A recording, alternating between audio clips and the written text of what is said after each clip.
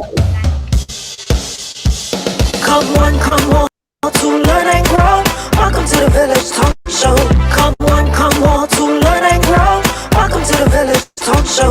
We discuss what people need to know, empowering them to learn and grow. We discuss what people need to know, empowering them to learn and grow.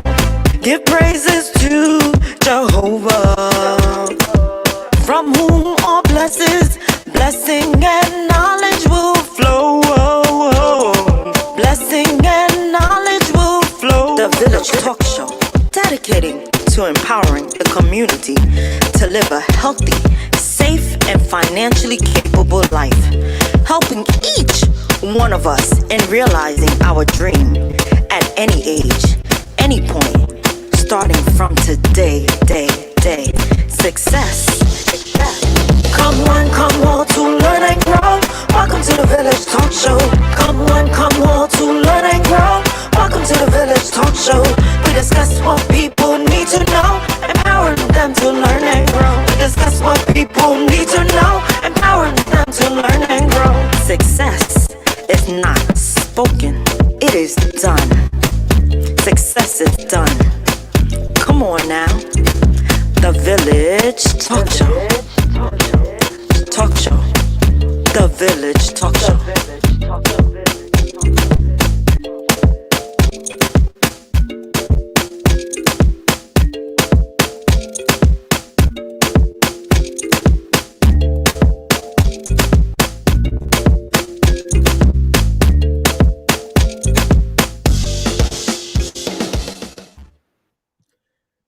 Good evening, ladies and gentlemen, and welcome to the Village Talk Show. I hope you enjoy our new theme song, sung by our great Dr. Joanne Bryan. My early Happy New Year to you too, Empress Danielle. You're on the Village, where it's all about the community. We're dedicated to empowering the community to live a healthy, safe, and financially capable life through education, helping each one of us in realizing our dreams at any age, at any point, starting from today, where success is not just spoken, it is done. You can find us on the Village Talk Show at so many mediums. On Facebook, Roderick F. Daly, Dr. Joanne Bryan, John Sampson, Andre Doman, Sophia Willacy. And Willacy spelled Willacy. You can meet us on TuneIn Radio.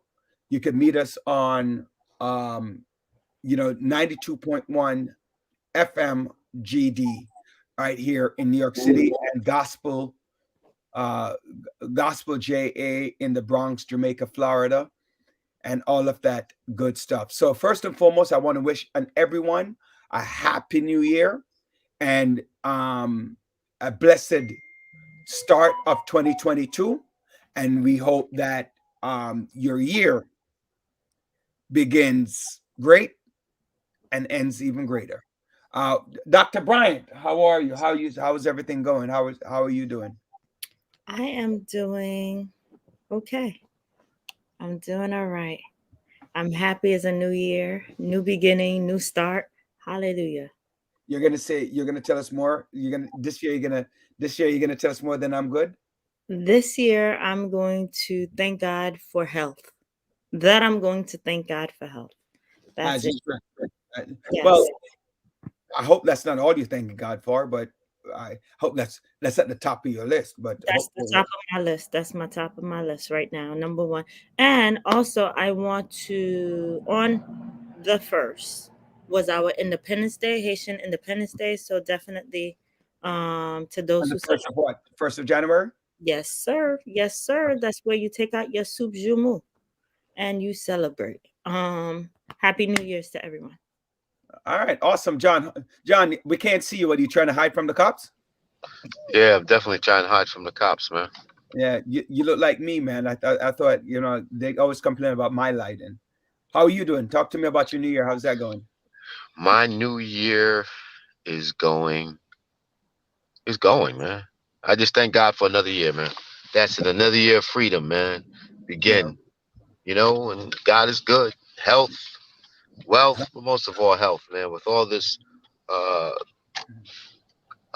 Omicron going throughout our communities and people, so you know, it's just a good thing. It's all about the year of health. That's it. I so But first of all, I took my booster yesterday, so if I say things inappropriate, blame it on my booster. All right. you know what? I'm actually gonna You hear call. that, Dr. Bryant? You hear that, Dr. Bryant? Right. I'm gonna call somebody on air. Hold on. I'm gonna make a phone call on air. I just forgot. I totally forgot, and I have to do this because it's an important birthday. Right? Oh, you're saying birthday. Happy birthday, Miss Tina Jackson in Philly. And Right. condolences to people in Philadelphia who experienced the fire burn. You know, Yes. The craziness that's going on yeah, down in Philly. yeah. Let me see if she answers. I'm trying to get her to answer. Hold on. She's not answering. I'm gonna try her again. Remind me to try again. It's my sister-in-law is her birthday. I wouldn't answer your phone call either. You know what I'm saying? Something to voicemail, that little bugger. I'm gonna try again. Hold on. Try it later. And today is I also want to wish my friend Kamika happy birthday. On January 1st. Yo, hey, can I ask a question? What? You know, my question is, Wait, let me say what? happy birthday. Happy birthday. Veronica Peterson. They're both on the 1st. Hopefully, I know I'm gonna forget a birthday, but nonetheless, happy birthday to everyone. If I missed you, Kamika Aliyah, happy birthday if I don't get back to it. Yeah, John, go ahead. You are saying. You know what you know what annoys me? Why the hell the Democrats are going all the way in on like this resurrection Of the anniversary? on this anniversary doing? I mean, this is why they're so disconnected with the freaking people. People want, okay, fine. The resurrection happened. You're doing your investigation. Man, get them damn bills John, passed. Get the voting rights bill passed. Get the John, bills passed that impact people's lives. Come John, on. Trump is over with. John, It's done. Well, he gave a speech tonight. He gave a speech and No, I'm just telling John that Jesus Christ resurrected. I know there was an insurrection, but you can call it resurrection all you want. Happy insurrection, whatever it is.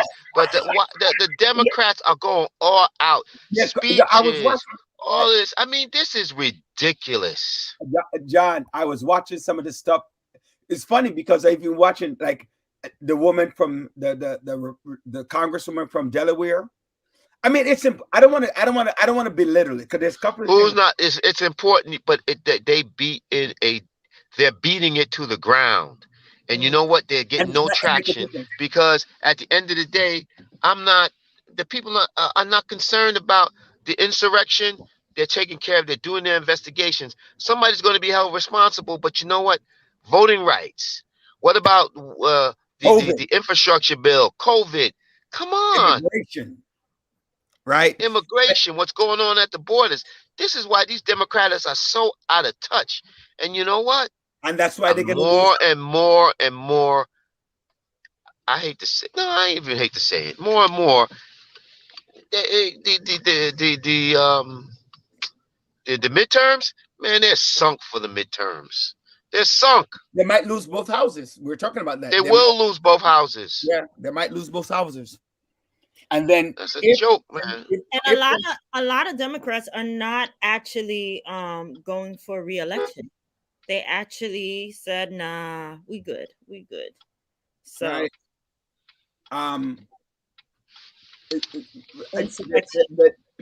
Yeah, but I agree with you, John. There's so much stuff going on with the Democrats right now. I said a piece wrote. I said the Democrats focus on more important things, like the things that will affect us, like voting rights and infrastructure bill. As you said, they need to come to visit our communities. So true. I think that is so true. You know, but I want to go back a little bit on the insurrection, the resurrection of the insurrection, right? Resurrection of the insurrection. Well, because Yeah, I Okay. that's like what that. it is, That's good. That's good. right? Good. But Good. that's what it is. I mean, John might have misspoke, but that's basically what they're trying to do.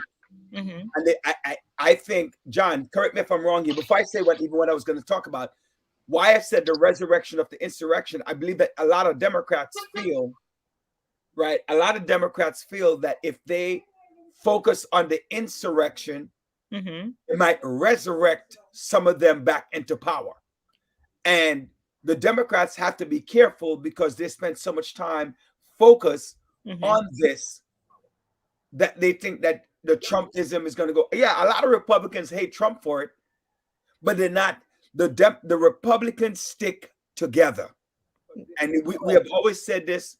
And regardless of, what's John's favorite word? Irrespective of, right? Irrespective of the fact that Trump is a person that directly, I believe personally, directly caused this insurrection. Mm-hmm. The Democrats tried to resurrect it to say it's the vitality that the vitalness that it showed in America. That's not going to do much to help some of them in their party because they're not in Republican territories.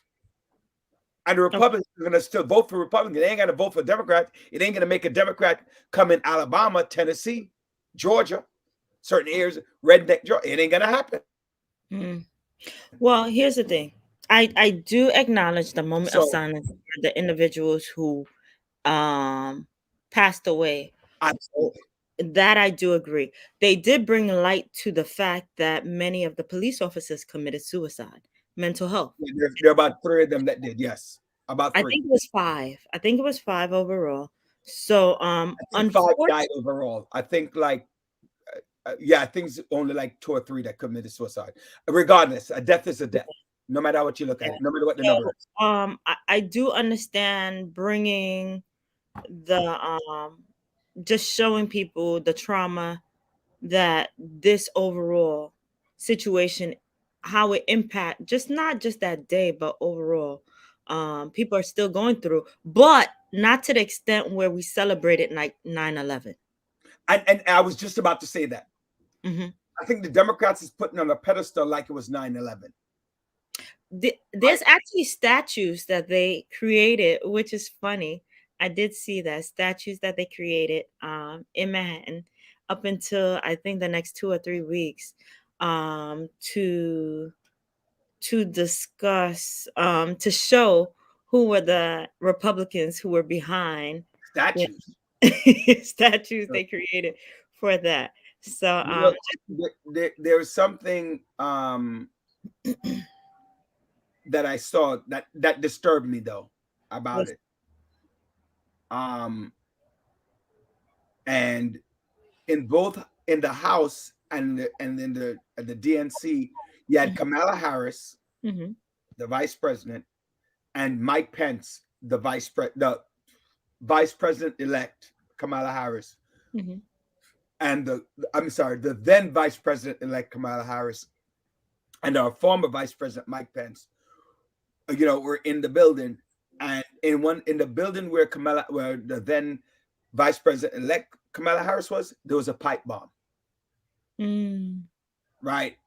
So the severity of what could have happened is great, right? mhm. Mike Pence and the then President Trump, how he viewed Mike Pence as a loser for Not giving overseeing in. Mhm, the election mhm. and not. Well, it was. I'll put it like this: it was not a small.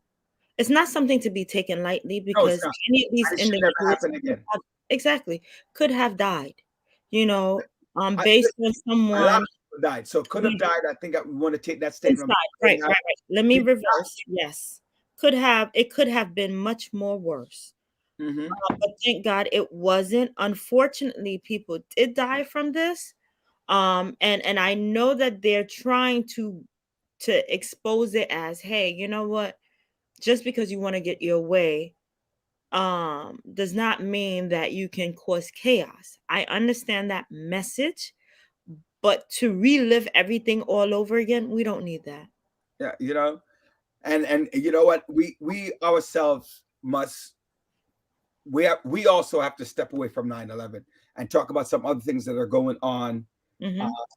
in our country, in our city, in our state, and in the world. So we want to, maybe come back to the um, come back to the insurrection.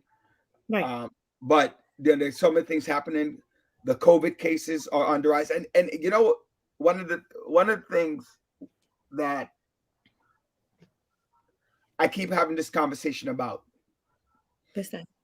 and people are talking about the unvaccinated versus the vaccinated, Oh boy. and the COVID and the surge. Mm-hmm. People don't read everything. Like it's like I'm tired of having this conversation that people, everybody's getting COVID, vaccinated and unvaccinated. However, the higher, not that it's the unique set of people, and that's what I think the unvaccinated keep not seeing this. When nobody's saying that the vaccinated are not going to the hospital. What we're saying is that the inordinate number of people, Mm-hmm. the larger percentage of people who are right, who are um, who are Get it? right, the largest number of people who are admitted are the vaccinated, right? Yeah. So the unvaccinated. So anyway you look at it, they are the unvaccinated group of people who are going to the hospitals. Okay. They have a stronger side effect to the vaccine, and we're looking at almost 1 million people per day is getting this COVID, Mm-hmm. right? And I spoke to a couple of people and they have the symptoms. Mm-hmm. Oh, I'm It not going takes to the a hospital. while. I just have a cold. It takes a while for people to actually test positive, and then to top it off, with the new mandates that's put in place that after day 5, you can just put your mask on day 6 and return back to work. Everything should be I think that's a problem. I definitely think that's a problem. mm-hmm. Absolutely. And the government, in my mind, is taking what the CDC says and put their own twist on it.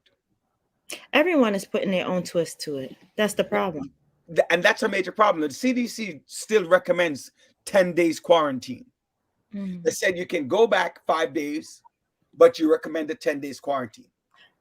And then if you test positive, you need to quarantine. The city's like, no, you need to go back to work. But it's a problem, right?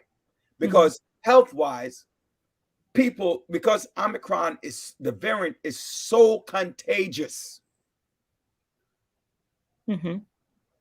So many people are getting it. Mm-hmm. Vaccinated or unvaccinated. You're getting it. The side effect is different, but everybody's getting it and they're missing work. So the hospitals are filled with the hospitals are filled with patients and employees. Okay. Yeah, you know what? I got it. So you know what? I think people are just really just like fed up with the whole COVID talk because there's so many different variables. This is so confusing. People are just frustrated. People want to go on with their lives. But I think what we need to get down to is the basics. The basics is mask, Yep. sanitize, And social stay distance. 6 feet away, stay Yep. away from large gatherings, get vaccinated, get the boost if you can. Those are the basic things. As the mayor said, we're going to have to be able to live with this. It's just it's becoming the flu. So we have to learn how to live with it and just continue with our daily lives and just concentrate on our health. And that's why one thing that we need to do, villagers, is we need to spend this year really concentrating on our health to prevent all those core morbidities, those pre-existing conditions. Let's work on it. Let's work on, make this a year that we work on our health, which we can, to a certain extent, try to fight back this virus that it seems like it's going to be around. So you know what? Let's learn how to live with it. Let's learn how to be productive. And most of all, let's just take care of ourselves. So on that note, what's going on in the community? What's going on with our teachers who just don't want to come to work? You know what I'm saying? So, what's going on, educators? Wait, can I ask you a question before that? I just want to have a moment of silence for my girl first, man, before we talk about anything else, man. I want to have a moment of silence for my girl, Betty White, man. Yo, she was 99. On Andre's birthday, she would have been 100. I am upset about that, dog. Right? I'm upset. 99. Yo, she lived far beyond 10. So she lived. Actually, matter of fact, she lived beyond 4 scores. Beyond 4 scores and 10. Almost 3 5 scores and 10, right. 4 scores and 10. 99, baby. 99. I appreciate that, Chris. Can't come at the teachers, Yeah. Come on, give me that break with the. You know what? I don't want to get with them teachers because they want you to shut down everything. They want you to shut down everything. The poor mayor of Chicago don't even know what to do right now. The mayor, what's going on in Chicago is horrendous. The violence. And everybody talks about the mayor when he says he wants to bring back the unit that deals with. It's a woman. We're talking about bringing back those undercovers back in the community. You saw what happened this week? Did y'all see what happened yesterday? 17 gang members got taken off the streets. Did you see that table of guns? They committed like 3 homicides. And you know how old these cats are? Between the ages of 14 to 17 years old. That I you know what? I commend him for that because that we need to actually address right away with the gang situation. That I do give to our men. But listen, I believe Eric. Well, we were talking about Chicago, right? And so which one we're going to talk about first? The schools or the public safety? We can talk about it all. No, I said which one we talk about first. Which one you want to talk about? Let's talk about the gangs. All right, but it's tied to schools too, as our mayor stated. If they have more activities or more resource, that's what he said. They wouldn't be involved in gang. I think it's a larger issue. I don't believe that 1 minute. Right. I think it's a larger issue than just the school. You can't blame everything on the school. No, what I'm saying is I don't believe that if they have more activities to do, there will be no gangs. I don't believe that. Which is true. And this ties to what our guest last week spoke about. You need that whole community bond. You need that whole support unit. So it's not just one element. Oh, if they're in school, everything. Chris wanted to call in. I know that he posted on there. I saw that. I'll come back to Chris in a minute. Right? It's more than just. Chris is about when we're talking about the teachers. Right? Chris is about when you talk to teachers. This is all right. I got him.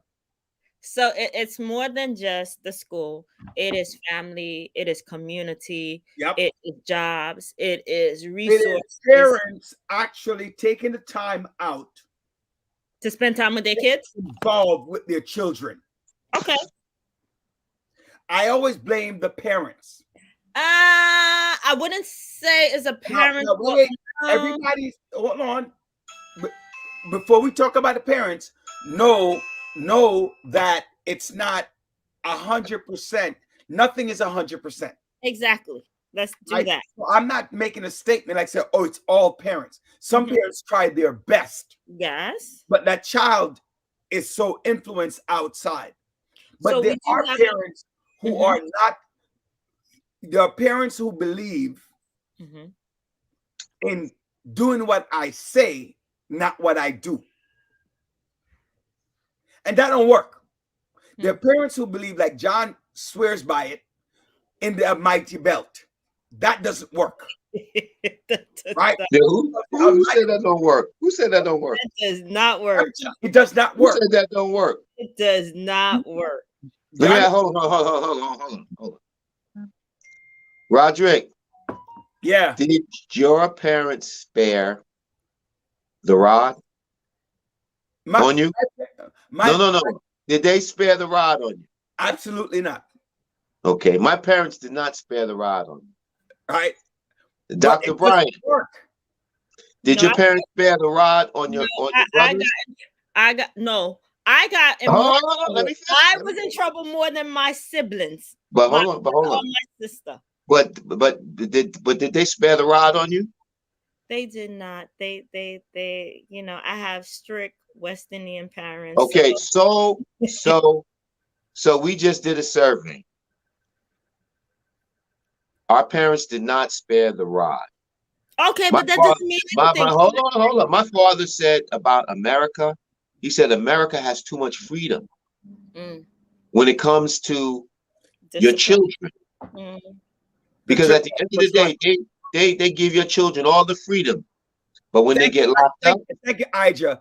Wait. So wait, hold on.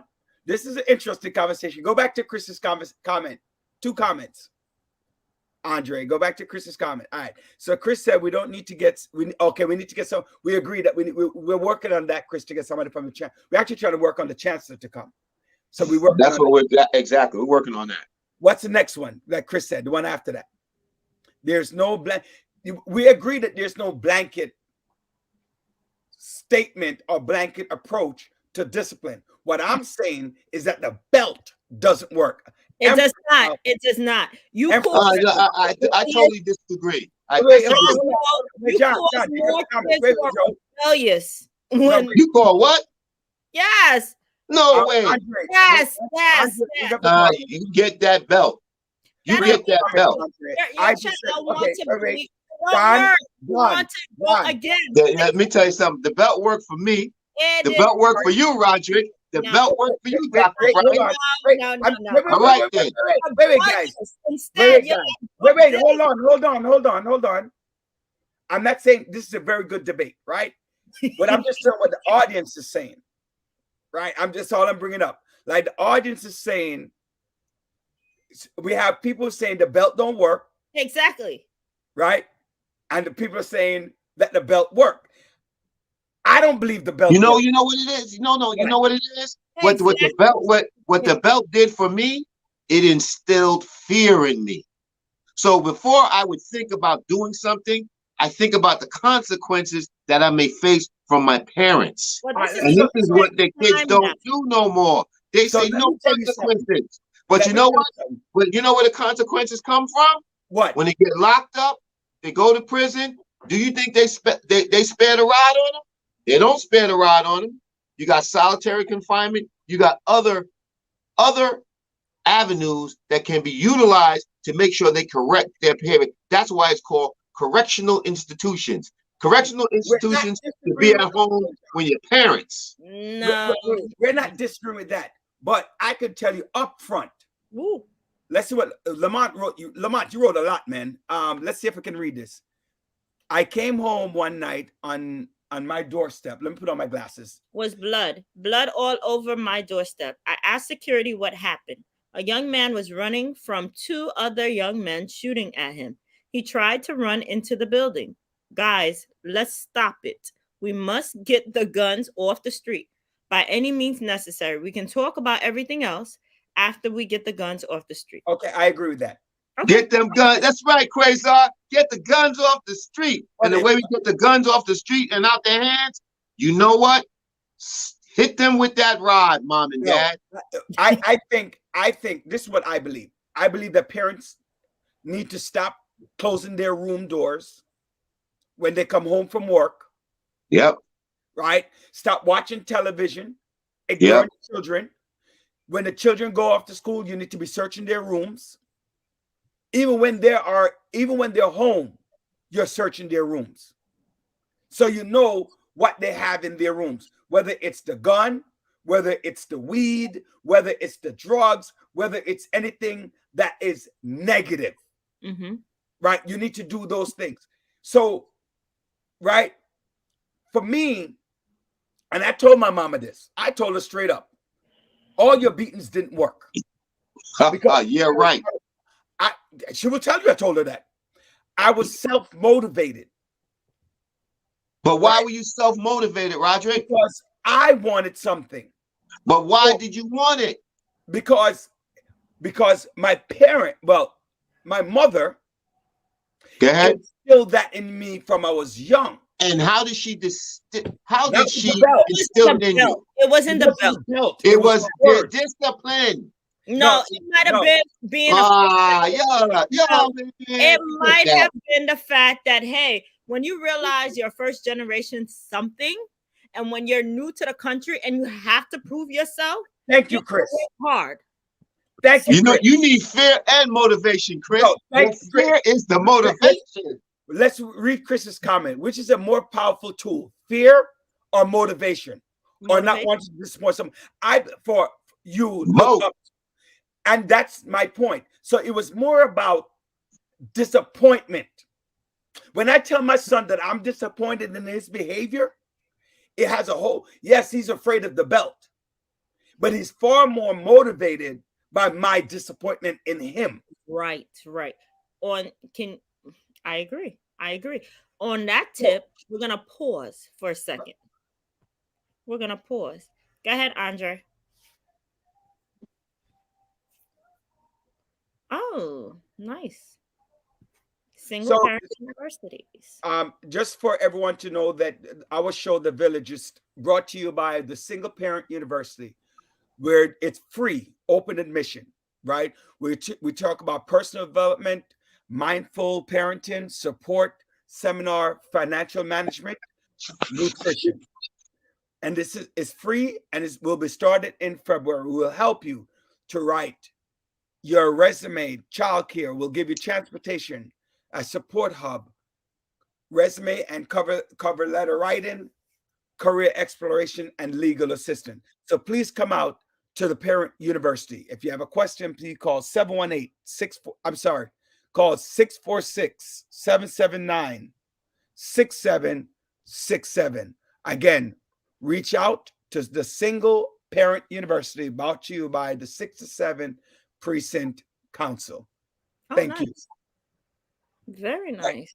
So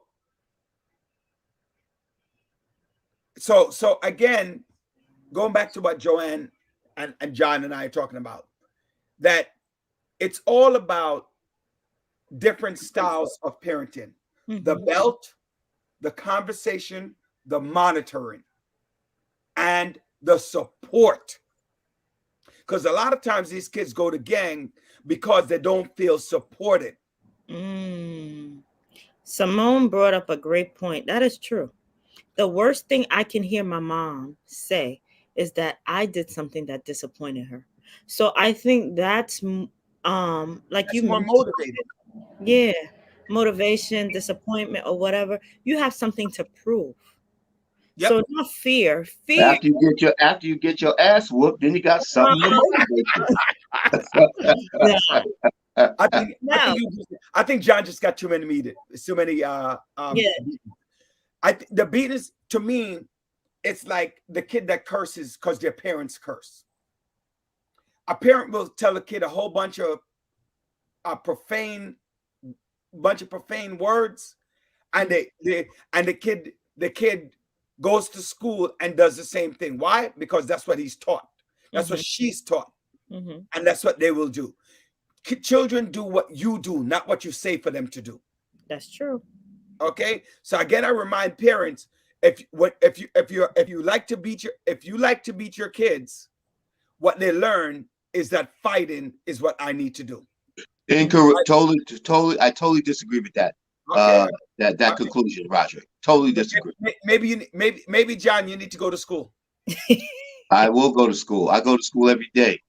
No, I drop my daughter to school every day. No, I need for you to go inside and watch the behaviors of the children. Well, I mean, when I watch the behavior of the children, you know what? It's all good, but at the end of the day, there is some fear that needs to be instilled in our children. We agree. Of course, you got the motivation. Of course, you got the disappointment. But when you screw up and you get involved in that criminal justice system, everything that you thought you should have done, that you didn't do because you didn't think it was appropriate, will be done by those officers who have no connection to your child whatsoever. And they'll beat you mercilessly. We agree. There's no disagreement on my part. I don't know about Joanne's part. That the spanking is supportive. So you're right. So to put my child in timeout, you know, I see some of these kids. I do that. You go to the department stores and they acting out, calling, "I hate you, mom. I do all this." Man, you know what my mother would do? Smack the crap out of you. My mother said, "Get your behind over here, boy." And say another word. Say another word. John, my mama would do this right here. Right here. Boy! Say another word. So I'll embarrass you. My mama is shorter than me. So, you know, her hand is going up to do this.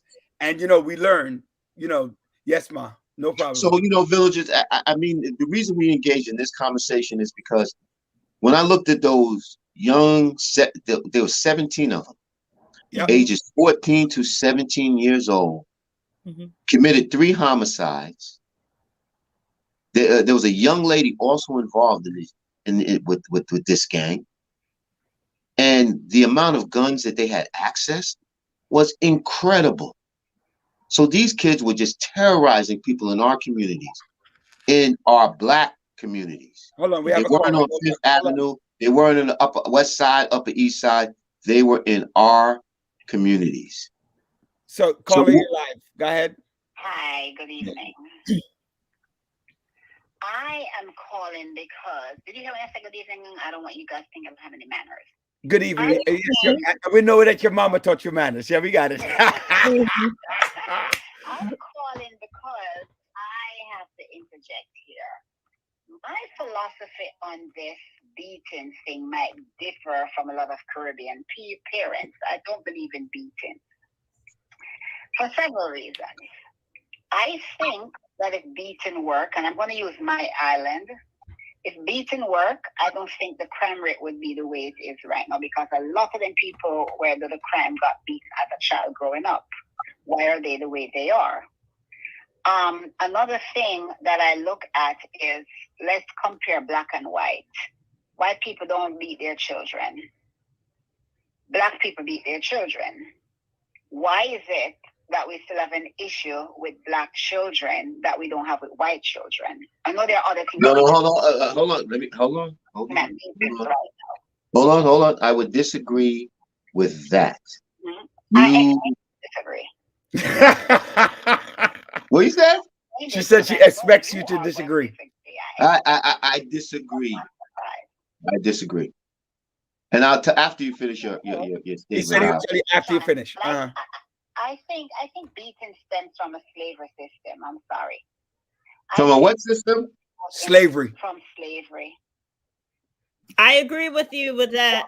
I don't agree at all. They be disciplined, they beat them and they whip them, and we have that instilled in us as Black people that you have to beat to discipline.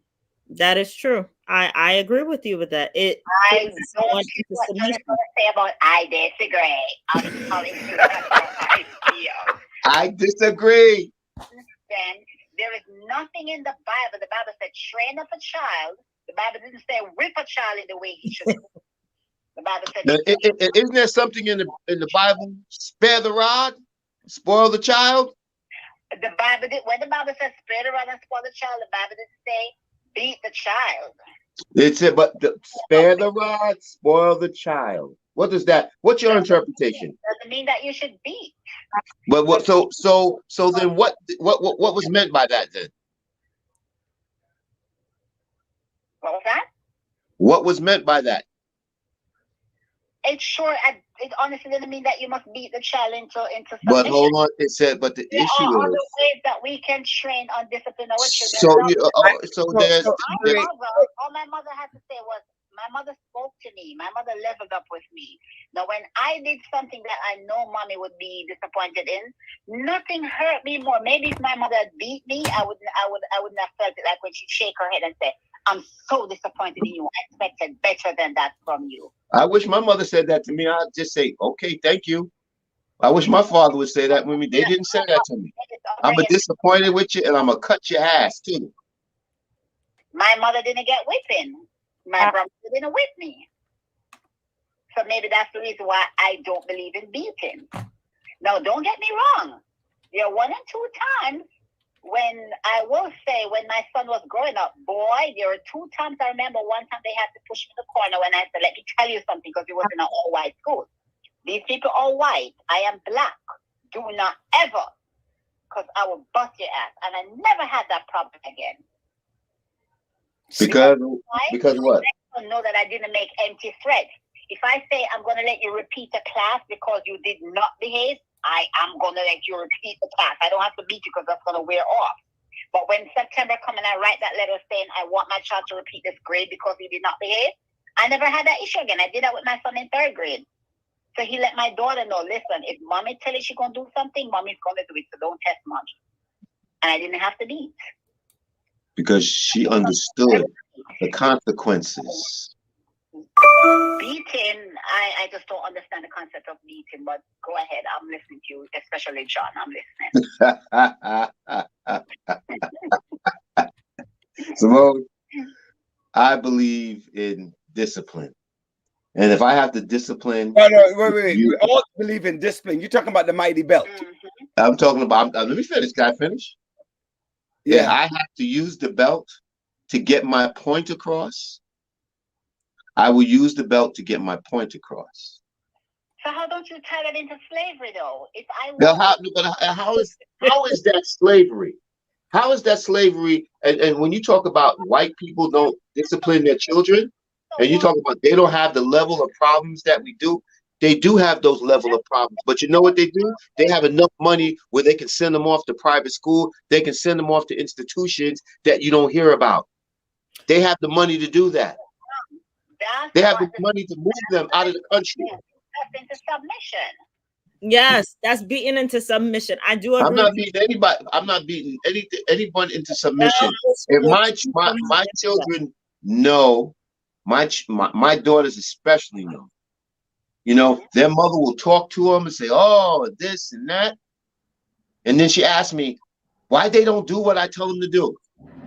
But when I tell them, they do it because they know that my father may grab me up. My father may discipline. I don't know what my father may do. So how is it different in a relationship when a man grabs a woman? No, who said? No, hold on. No, we're not talking about different conversation. We're not talking about domestic violence now. So don't bring that into this conversation. Violence against the children, though. Then how is that domestic? So you know what? So what happens when our kids go to those correctional institutions? Is that domestic violence? But I'm saying that we have kids who got beaten within an inch of their lives, and we're not okay. So wait. Okay, so I'm gonna interject here for 2 things. We're not talking about we're not talking about child abuse. No, we're not. Right. So when you make statements like beaten into submissions, I look more at that like ain't no child abuse going here. Ain't going on in here. No. Right. So I don't know. I'm leery of child abuse. Okay. Right. I think what John is saying, right, and what John is saying is that there are purposes for spanking. So I'm going to use the word spanking, John. I'm not going to use beating. Beating. Right? Because as my father would say, I'm going to wax your ass. That's what he said. Right? But your dad wasn't just barely hitting you. Your dad was hitting you like, look, I'm hitting a man. Of course. Understand the full force and effect. Because my father said, let me hit you now before I let somebody outside hit you. Right. I'm not disagreeing. Right. Simone, thank you again for calling in. We appreciate it. Simone, we love you, Right. Simone. Always debate. Right. But Simone brings up some good points, right? But you know what, Roger? But even the point is the following, and this is what we have to look at too. Not only, the disciplining, but at times, it's a little bit more than instilling fear, because some of our children have what we call mental illness. As a result, it allows them to act up, so they try to hide it away from those who are illiterate, those who can't read or write. They mask it in violence. That's true. Because they are afraid to show them how incompetent they are, or they're lacking, because it's very frustrating to them when they can sit in the classroom. I don't understand what's going on because I can't read and write. So what's the better thing to do? Better thing to do is just act out. And this is what I think Antonio Brown was doing when he acted out like that on the football field. You know what? Before I get to Antonio Brown, which we need to get to, let's stick on the topic for a minute and go back to the school system and the teachers and everything else that's going on with that, and then we can go to Antonio Brown. Right. So there are a couple of things going on in our schools. One of them is the gang violence. Right. It's looking for opportunity. I'm reading a book actually right now by Corey Pegues. Very good book. It's called Once a Cop. And he was talking about there were safety zones that they didn't sell drugs in. Okay. Right. And one of them was school. And he's talking about he went to school in the 80s, right? Graduated high school around 85, 86 or something like that, where they had safety zones. Now there is no safety zones. Mm-hmm. So on top of COVID, you have the gang violence, you have the malfeasance, and you have the kids whose mother and father make the following statement. If somebody hits you, hit them back. Mm-hmm. How do you hear violence? So if you want to talk about that, where does that come from? Chris brought up a point, right? Especially, and it's not just Jamaican parents. West Indian parents. West Indians. Now look at some of the poorest countries in the world, right? The poorest countries in the world, Jamaica, Haiti, right? In the West Indies. What is one thing that Jamaica parents and Haitian parents do? They believe Guyana. What is one thing that they all do as parents? Let's bring up Chris's comment that Chris made. What is it? That Jamaican parents, and he used the word Jamaican, but it's not just Jamaica.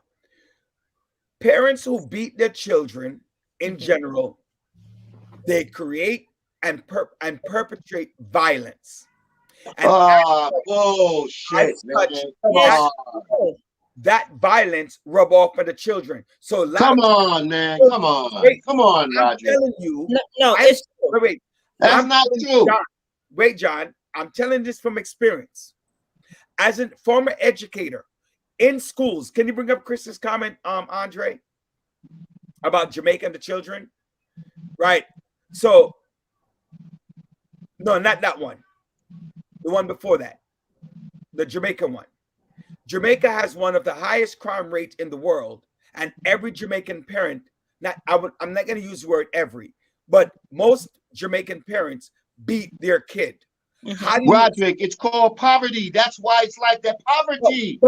But then but you have to understand that the violence go together.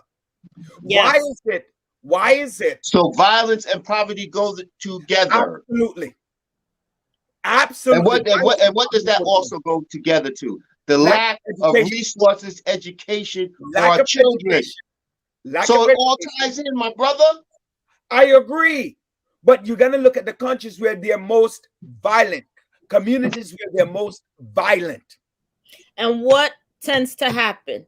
They get beat as young people. They go back, they go to school, they get upset, they go through something, then they start beating up other people. So it's a vicious cycle that never ends. So what do? We just don't do anything. We don't discipline them. We talk to them. We say we disappointed. What do we do? No, we can discipline, have to but we don't learn. have to beat up the kids. And Who said we beating up? No, you talking about Dr. Brown. You talking about child abuse. Nobody's saying beat up the children. Wait. We have some comments. Let's look at the comments. Andre, bring the comments up for us, please. We can't. Oh, never mind. Don't bring up Simone's comment. The only way Andre, John, she's reprimanding you.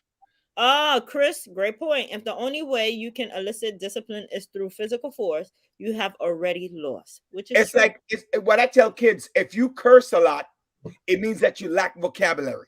Mm-hmm. That's why you curse so much, right? Not that curse.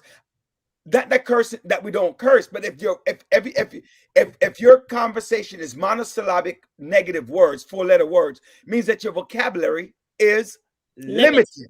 Mm-hmm. Right? Let's bring up some more of this comment. That's why the family said I disagree. Right? Deirdre says she disagrees with me. Right? That's not true. Basically, on what I'm saying, Roderick, that's crap. I'm not going to use the word that she used. Right? And then what does Peace Payne say? Yeah, I said crap. Now you have to really put it up there.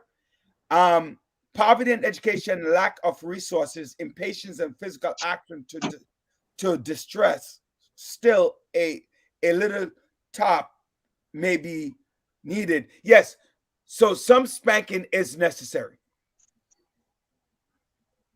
Right? Because when I go to school and I see certain behaviors, I see the violence from parents. I see the violence in their kids. Mm-hmm, mm-hmm, mm-hmm. I see the cursing from parents. I see the cursing from their children. The children dressing inappropriately. I see it from their parents.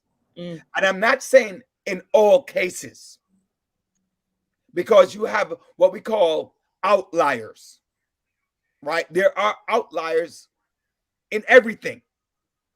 You could come from a good home, but you're still a jerk. Mm-hmm. Because you see things and you want them. Some people are just real greedy and they believe that they can have everything they want.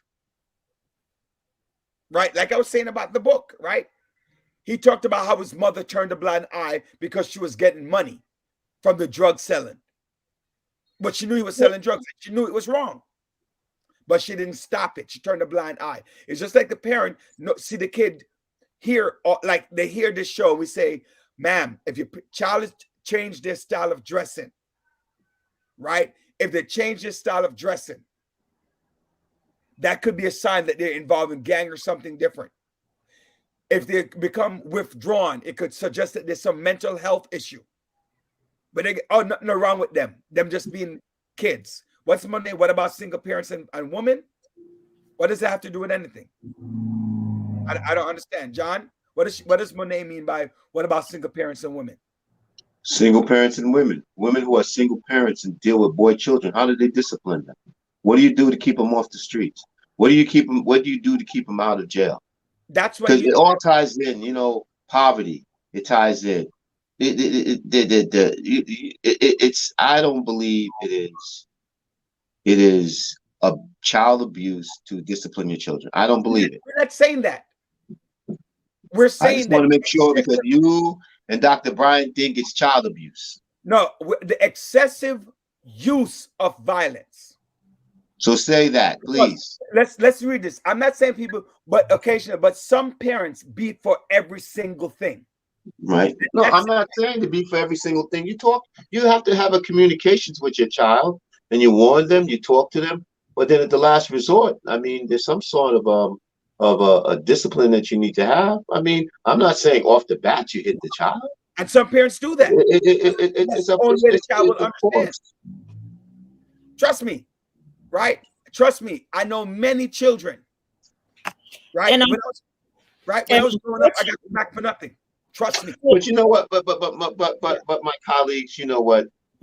instead of we talking about this discipline, you know what? It should be more of let's just try to. There needs to be a conversation with our young people and find out exactly what they want. There needs to be a summit with the young people and find out exactly what they want from us. What do they want from society? What they want from school? How can we help them to how can we help them to achieve what they want to achieve? That should be the conversation. Monet, you know, boy children are no different from girl children. Let me just say that, right? Boy children are no different from girl children. I'm not talking about the physical component, the physiological component. That's not what I'm talking about. The boys need positive reinforcement.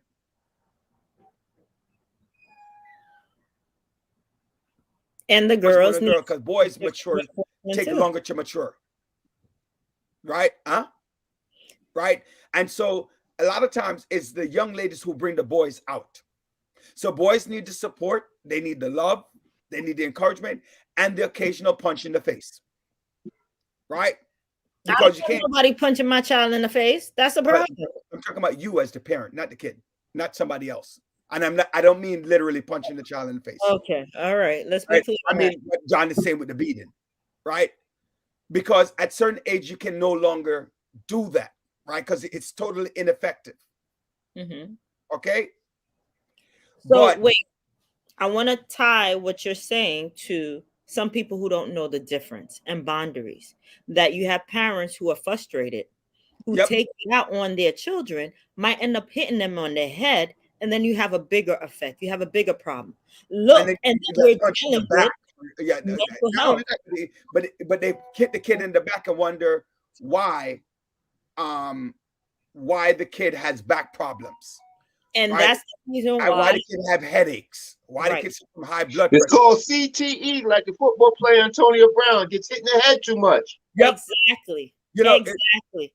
Because here it is, too much abuse, too much rough things will get you the results that you have. Is that really what happened with Antonio Brown? Listen. You think you listen, the man said he needed surgery on his foot.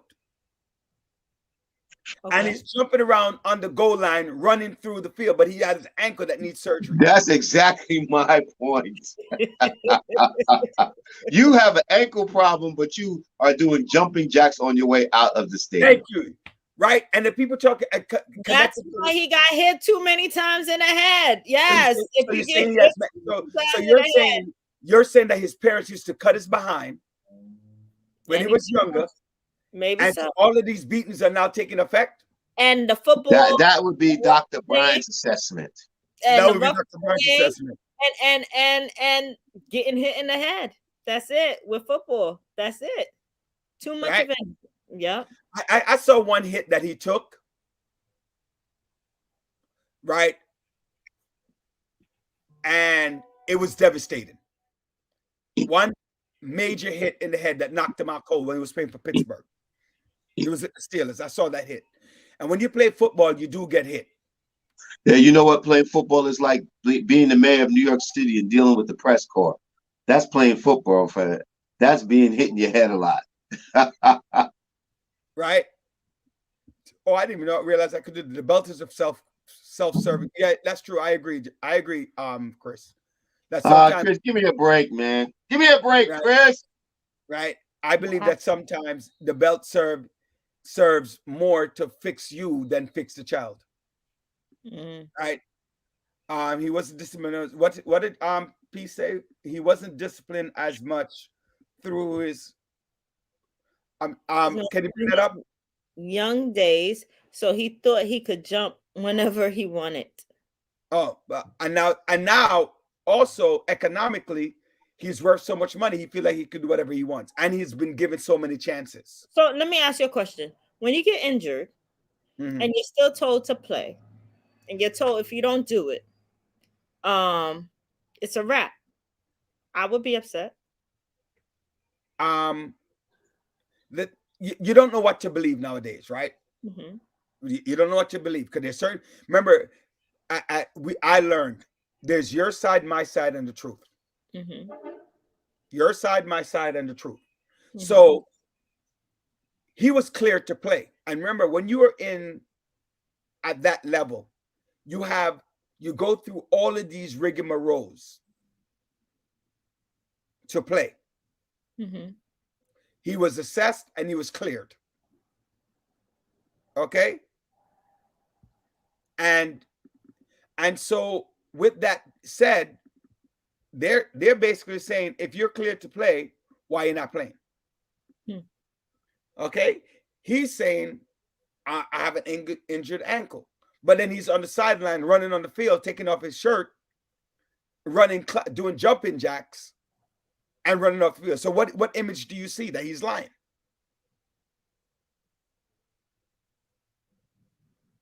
Rudy, are you against all boys school? No. Actually, I want to go back to school for a minute. I want to go back to the teachers for a minute. Oh boy. So Chris, I guess you could call in now, right? Right. I want to go back to the I want to go back to Untitled. And is football good for our brains?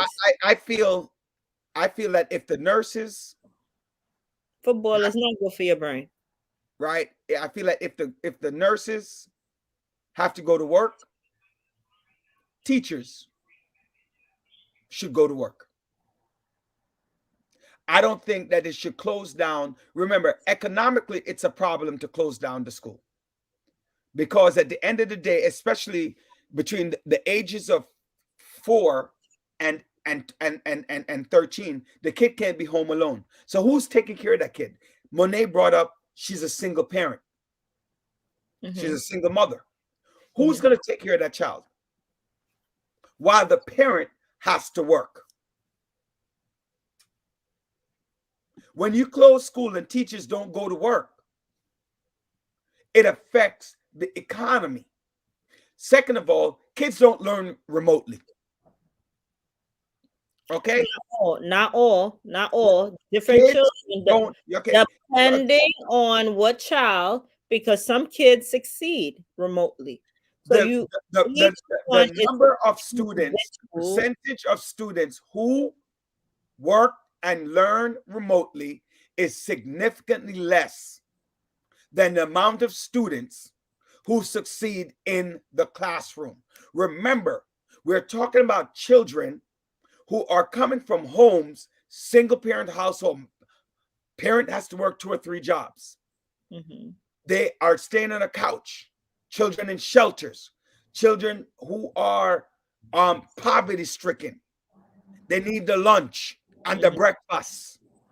Mm-hmm. They need guidance. The parents who have less than a high school education, or let's call it a spade, no education. Mm-hmm. Or they went to ignorant university. Okay? I consider myself to be a highly educated person. And my wife. We both have masters or more.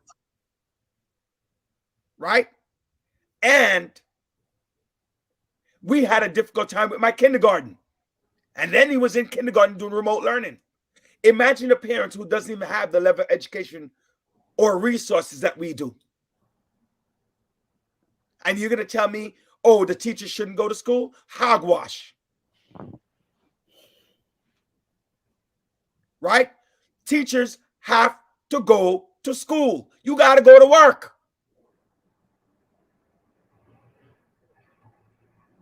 Period. Why are you so silent? Because I'm talking? You can talk. Nah, I'm just saying. Think about it. What I'm saying. Looking for an opportunity to. So again, you have issues. You have to teach and teach your kids at the same time when you're home as a teacher. If you're home, you have to monitor what your child is doing, because your child is home too. No one said that remote learning with the pandemic would transpire was easy. It was not. So why are teachers asking to close schools? It was not easy at all. But when you have so much spread, you have to remember. That's correct. You have to be mindful of. I love. I'm trying to be politically correct. Don't be politically correct. We don't need. Just I don't have curse. I have to be politically No, correct. no, don't be no. Just don't curse. Just I'm not gonna curse, but I have to be politically correct overall. Um, so I'm looking at a comment that someone wrote. Connect the COVID dilemma, right?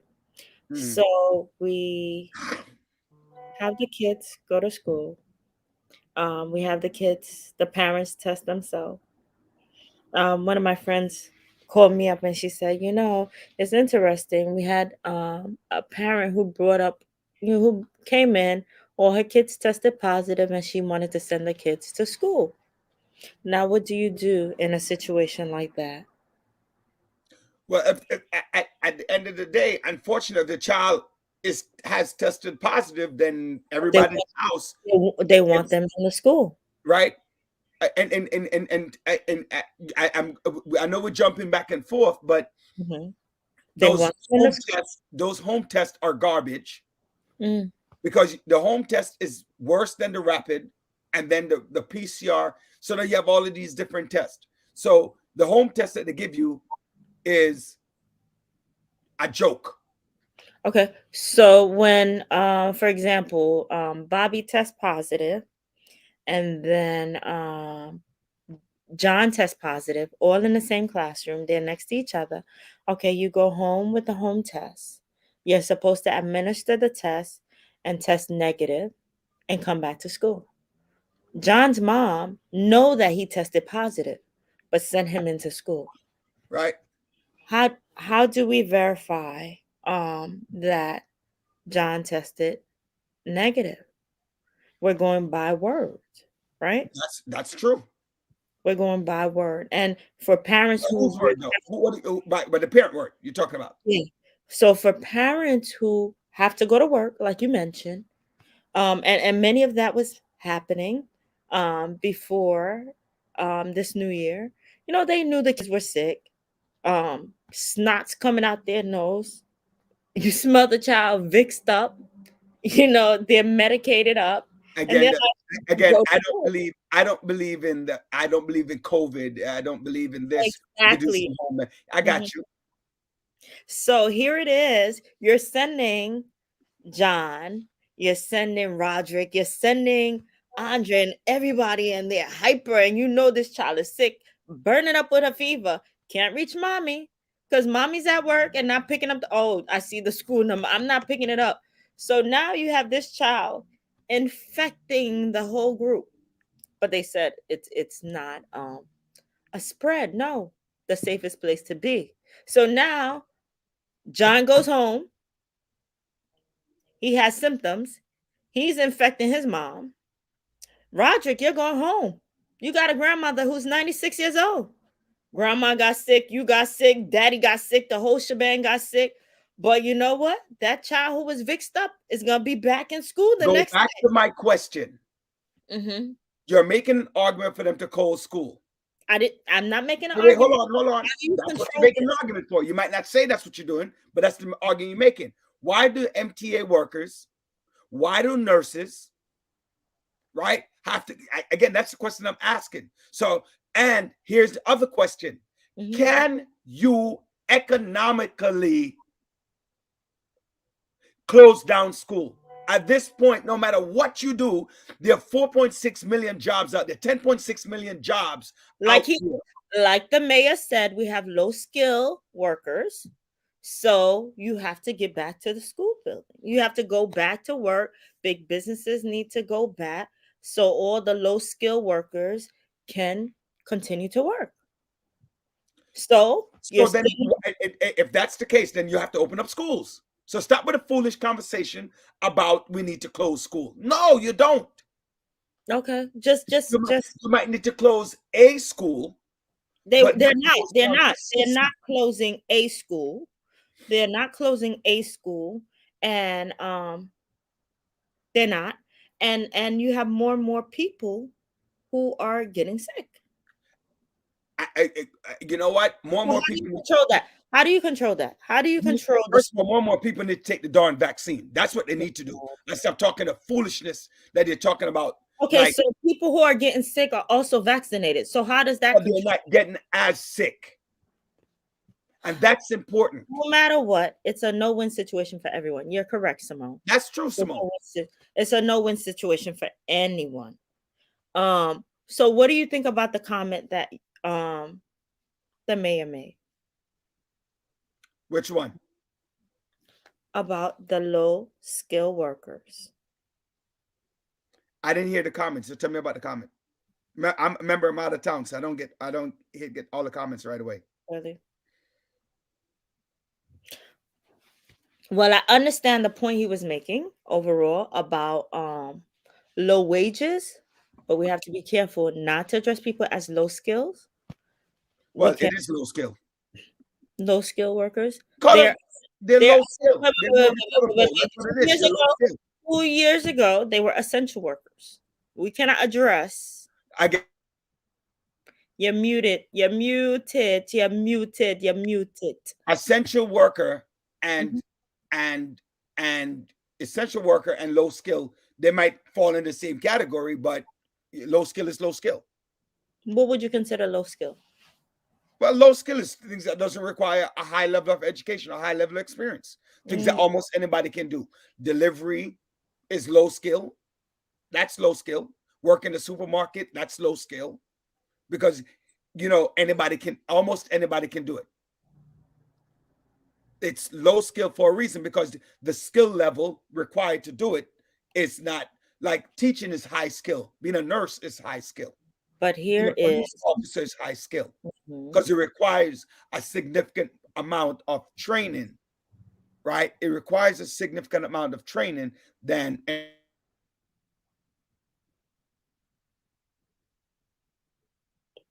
You're muted again. I know I did. I muted. Because of your mouth? Because of your mouth? Calling on behalf of the teachers. Okay, go ahead, Chris. We're listening. Hi, Chris. Welcome to the village. Welcome. I never left. So I want to say that, we're looking at the whole system as a whole. And of course, as Rudy said, we have essential things that need to get done: food, MTA, teachers, and so forth. But however, we have to look at the people as individuals. I think the young lady mentioned that, first of all, when teachers went into it, you start as a teacher, you have to get a level of education of a master's, as Rudy mentioned. They're not in it for the money. You look at the starting pay of the teachers. They're obviously there for the kids. So when you start to question a teacher's integrity, in terms of their intentions, it becomes a real hostile comment that you're making. It's like throwing a dagger to the back of the educator. That's number one. So what teachers are saying is that, yes, we believe schools should be open. Public schools are not open. Essentially, we're not going to have a job when things fully open up. However, you have to look at the underlying issue that we have non-union states, which is the majority of states in America, and non-union entities that are not they don't care about the teachers. They care about privatizing the school system. And so they're using this whole COVID epidemic as an entry point to divide and conquer pretty much the teachers and the teachers union. So what we do want is a safe environment, because we do go home to our own families at the end of the day. And I agree with Rudy. Teaching is, majority of kids are not learning to their full potential remotely. Remote learning in general is a natural thing from birth. You don't need a school to learn, and it's hands-on. And so when you take out that aspect of it, yes, there's some middle school, high school kids that are able to learn better, learn differently remotely. And there's different modes of learning in general. However, that doesn't exclude the majority especially on the lower grades that need that one-to-one learning. Now, with that being said, the big risk is that the reason that Chicago is striking now to the teachers is because the simple safety protocols that the city who is flooded with money right now, they're simply asking for what we had at the beginning of the year, which was the mandated testing and the proper PPE within the school system, since it's supposed to be the quote-unquote safest place to be. You have to provide the teachers with the proper PPE and the testing, not only for the regulated and mandated testing, not only for the students, but availability for the staff. I agree. That they just rolled out because we only went up to 10% staff and 20% students as just recently because of the which you speak to most teachers, they say, okay, schools are open, but we should have at least 50%. They have to pay the testing and tracing. They have to pay the outside entities testing and tracing that comes into the schools to perform this work. You can't cut corners. You can't just throw teachers in there and say, yeah, do your job. That's what you morally should do, and not provide a safe environment. So I just don't want to confuse the argument. I agree with you. In addition to that, hold on. What we agreeing to? About safety in school. Oh man, I hope y'all weren't trying to monopolize since I was off for a few minutes. Come on. Oh, We agree to everything that you disagree to, John. Right. In addition to that, I want to add, during the break, many teachers got sick because here it is, like you mentioned, it wasn't available testing wasn't available to many staff members, and there you have to go and stand online. Whereas I'm an example, standing online for 4 hours to get tested. That shouldn't be. And I'm glad that they did put into, I know what you said, to take home testing is not good, but at least it's something. You know what I think? I think this is what I think. I think that every school should have access to a school nurse. Mm-hmm. And I believe that part of their job on a daily basis, because they do nothing anyway. Right? Really? They do nothing anyway. Oh my God. Can you zip your lips? Zip your lips. Zip your lips. Zip your lips. Like a lot of school nurses, listen, I know they're like, listen, a lot of school nurses do nothing anyway all day. Oh, you call them for emergency and we mute him. Mute him right now. Right. Thank God you're on, Dr. Raha, because he is just like putting his foot in his mouth. Right. Hold on. More. No, I didn't say wait. I didn't say nurses don't do anything. I say school nurses. If your child is sick in school, you know what the nurse gives you? Ice. They don't even give you a painkiller. They give you ice. Well, they can't give medication. They cannot give medication. My point. Okay. They do nothing. Anyway. If you're sick, you know what they do? They call 911. No, wait. I want to make this point before Dr. Braha, all the ladies gonna drive me crazy. Right? I want to make the statement before. Right? I want to make the statement before. What I'm saying is that the school nurses now should be able to do more in terms of COVID exams in the nursing office. So wait. Again, I have to say I'm retired now. Yeah, so you need to zip it. Wait, hold on. There's a reason why I'm saying that statement. Oh, yeah. Dr. Braha, you have 1 year of saying nothing when you're retired. So you can't say nothing from 1 year to 1 year. So now you feel you're entitled to speak. So now I'm telling you that the school nurses do nothing. So you give them a job to do. We're in a crisis. You can't hide behind the union, Chris. Yeah, but what do you want? What do you want the school nurses to start doing? So exactly. The issue is not on the school nurse particular. They work within the parameters of the and that's my point. You have to adjust the regulation. Anyway, Chris, we got to deal with our guest. When we finish with Dr. Braha, feel free to call back in, please, to talk about that. All right. So appreciate that. Thank you. They just said they're limited in what they can. I know they're limited, right? But Mr. Gentile and Deirdre, they are nurses. They're RNs. They're nurses. If they're dealing with COVID, they shouldn't be dealing with asthma attack or something else. It's either or. That's why people who specialize in that. I know you can't answer this. Who are you talking to? You. Okay. I know you can't answer, so it's going to become a rhetorical question. Mm-hmm. Mm-hmm. In your day, in your week, did you call on? Had you even called on your nurse 5 times in a week? That means 1 a day, right? I know you can't answer it, but I know factually that I was in charge of a building, and I didn't call on my nurse 10 times in a week. Well, it depends. It depends if you're in elementary or high school, and depending on what type of services they need. Remember that. Okay, Dr. Braha, welcome to the village. I know we had you to wait in, and I know whenever you're on the show, I get a whole bunch of phone calls and say, "Who's that cute guy?" So, who are you, Dr. Braha? Well, the school nurses will be after me soon. It's nice to be with you again. Y'all look good. Thank you. Everyone looks healthy, and I'm happy to see you all. Thank you for inviting me back on. Listen, man, they love you when you're on. They love you.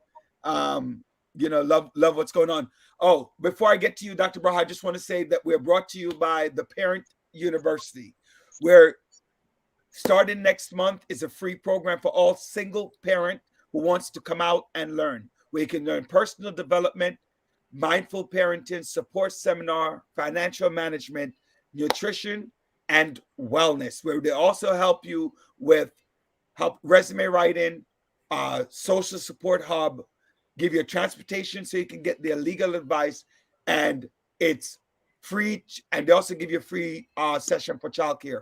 Call them at 646-779-6767. Again, that's 646-779-6767. That is the Single Parent University starting in New York City. Everyone, it is a free program to come out and help. Dr. Braha. Yes, sir. Yes. Tell us, who are you, sir? So I'm a gastroenterologist, board certified gastroenterologist here in Brooklyn. Work in private practice in Midwood and Sheepshead Bay. And I'm also the chief, the head of gastroenterology at Mount Sinai, Brooklyn, over on Kings Highway and New York Avenue. So I work in the community, both taking care of people in the office and doing colon cancer screenings and taking care of heartburn and Crohn's disease and colon cancer, but also taking care of emergencies in the hospital related to the gastro tract, like bleeding or internal bleeding, problems with the liver, hepatitis. So been in Brooklyn for you sound like they give you a lot of work to do. I like to be busy. You know, by the way, the hot topic, as you can tell, is the COVID conversation. Yeah. Right. What is your experience so far with the COVID? We're coming on 2 years in. It's been a challenging 2 years. We started out in the hospitals back end of February, early March of 2020, and it's a much different picture right now. But we're faced with challenges of a different type to some degree right now. Back in 2020. I would see a patient in the morning and I would be notified 6 or 8 hours later that they had passed away from COVID. And, we were really battling a different, but obviously a variant, the same virus. Now what we're seeing is a big shift to where they're not dying as much. They're not as sick. They're not going to the ICU right now as much. But there are a lot of people in the hospital. And since it's so transmissible, we're at a point where the staff, the nurses, the technicians, the ancillary people, the registration folks, food folks, people who work in the hospital are getting sick, and just like the airlines are canceling flights, they're able to say, hey, you're not going to the Caribbean today. The flight to Jamaica is canceled, but the hospital can't. And why you got to mention Jamaica? Really? The hospitals can't do that, and we can't shut down. We just have to keep working harder and harder, and praise to our nurses and praise to our patient care techs and everyone else who, when one member of the team go down, they pick up the slack. So instead of taking care of 6 patients, now they have 9 or 10 or 12 for the shift, and it's a huge challenge. So we're in the same virus, but it's a different part of the battle now. It's like war. Every battle's got its own challenges, and we're in a different battle right now. Before I get to the gastro, I want to ask a few things on. I'm having this argument. You don't have to answer if you don't want to. In your observation, would you say vaccinate more? I know you've seen both, but what would you say? What you see, more vaccinated or unvaccinated people in the emergency room? So it's a tough question. The better way to answer or to ask these questions in the pandemic is how many people are being admitted to the hospital, how many people are ending up in the ICU, and how many are dying. Because how many people come to the ER? I mean, I see people who come to the ER and, they've got a Jamba Juice in one hand and they've got, their headphones on and they're just looking for a test, and they spend 10 hours in the ER. They're perfectly fine. They just want a test. Right. So of the people that are being admitted right now, from most of the hospitals that I speak to in Brooklyn and at our hospital, it's about 75%, 3/4 of the patients are unvaccinated. Okay. That's a huge majority. The next 20% or so are people who are not boosted or never got their second shot. And then there's a small percentage of triple, boosted patients who are being admitted. And so that hasn't really changed much, since we were facing Delta earlier in the year. In the end, the people that are being admitted, the people that are ending up in the ICU and dying, in very large part, are the people that are unvaccinated, have no protection. Okay. I keep reading it and I keep saying it, but they keep saying the argument is that the vaccinated are still going to the hospital. And I keep saying to them, it is true that the vaccinated are going to the hospital. They are getting sick.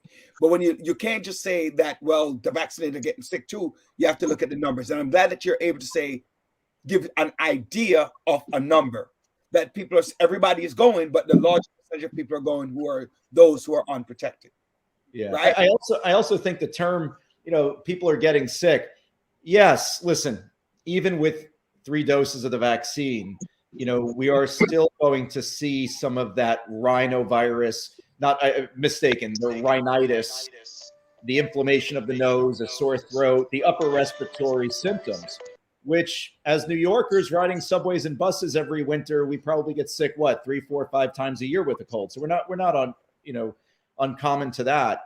It's the severe illness. It's right. The hospitalization and death. That's what the vaccine has been shown to prevent, which is hospitalization, severe illness, and death.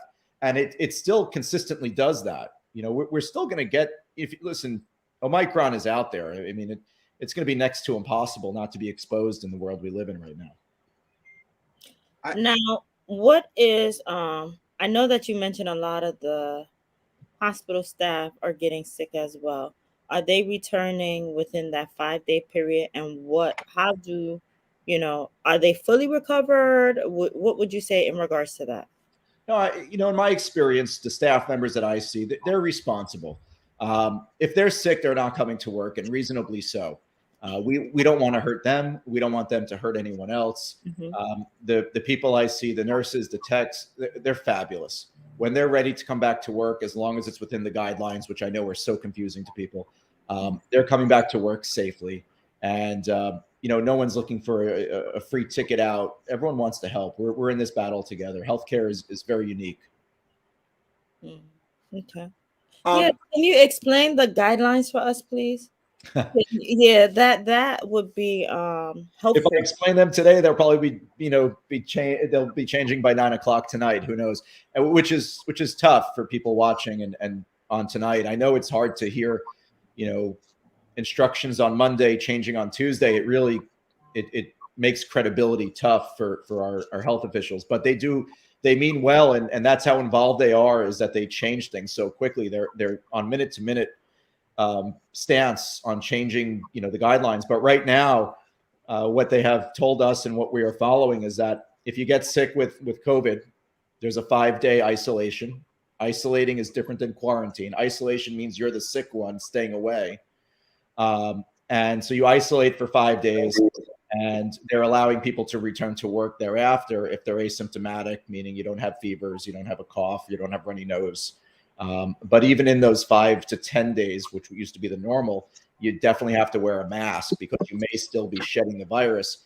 And, in my opinion, it should be a high quality mask. If you're going to go back out into the public and you're on day 6 or 7, you should still wear probably a 95 mask or a KN95, because that has a nice seal.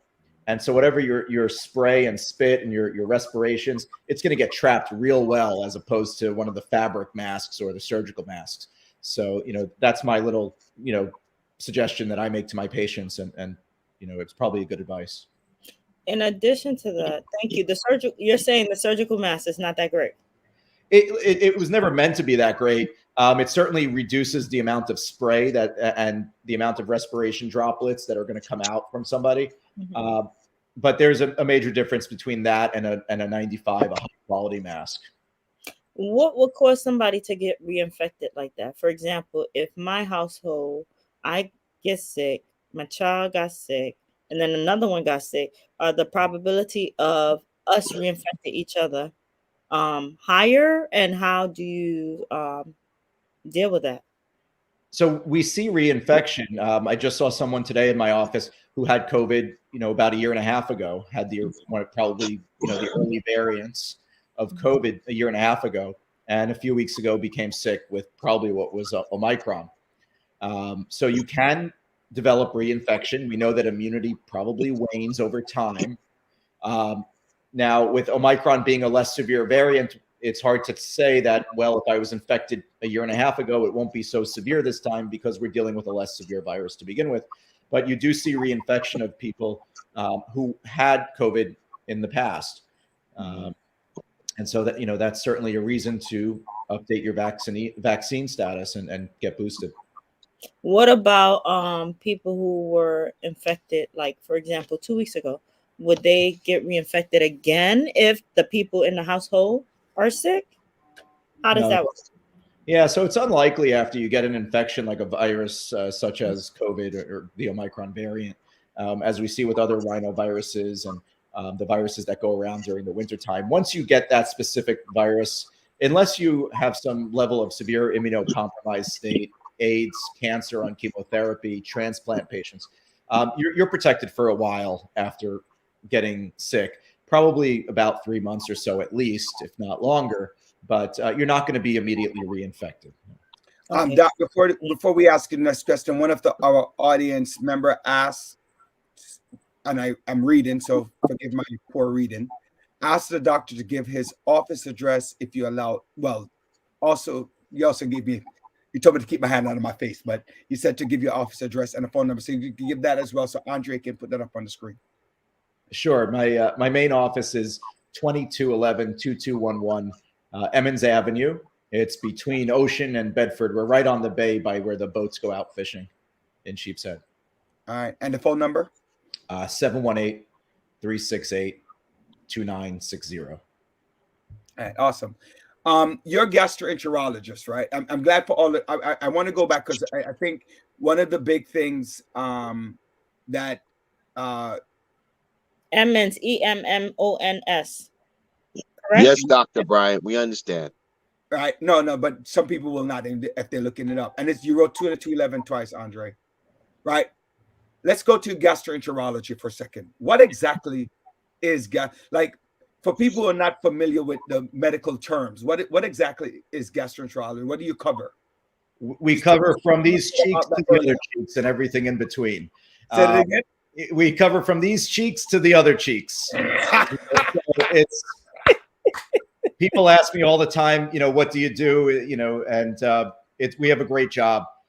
We cover the food pipe called the esophagus. We cover the stomach, diseases of the intestines, both the small and large, meaning the colon.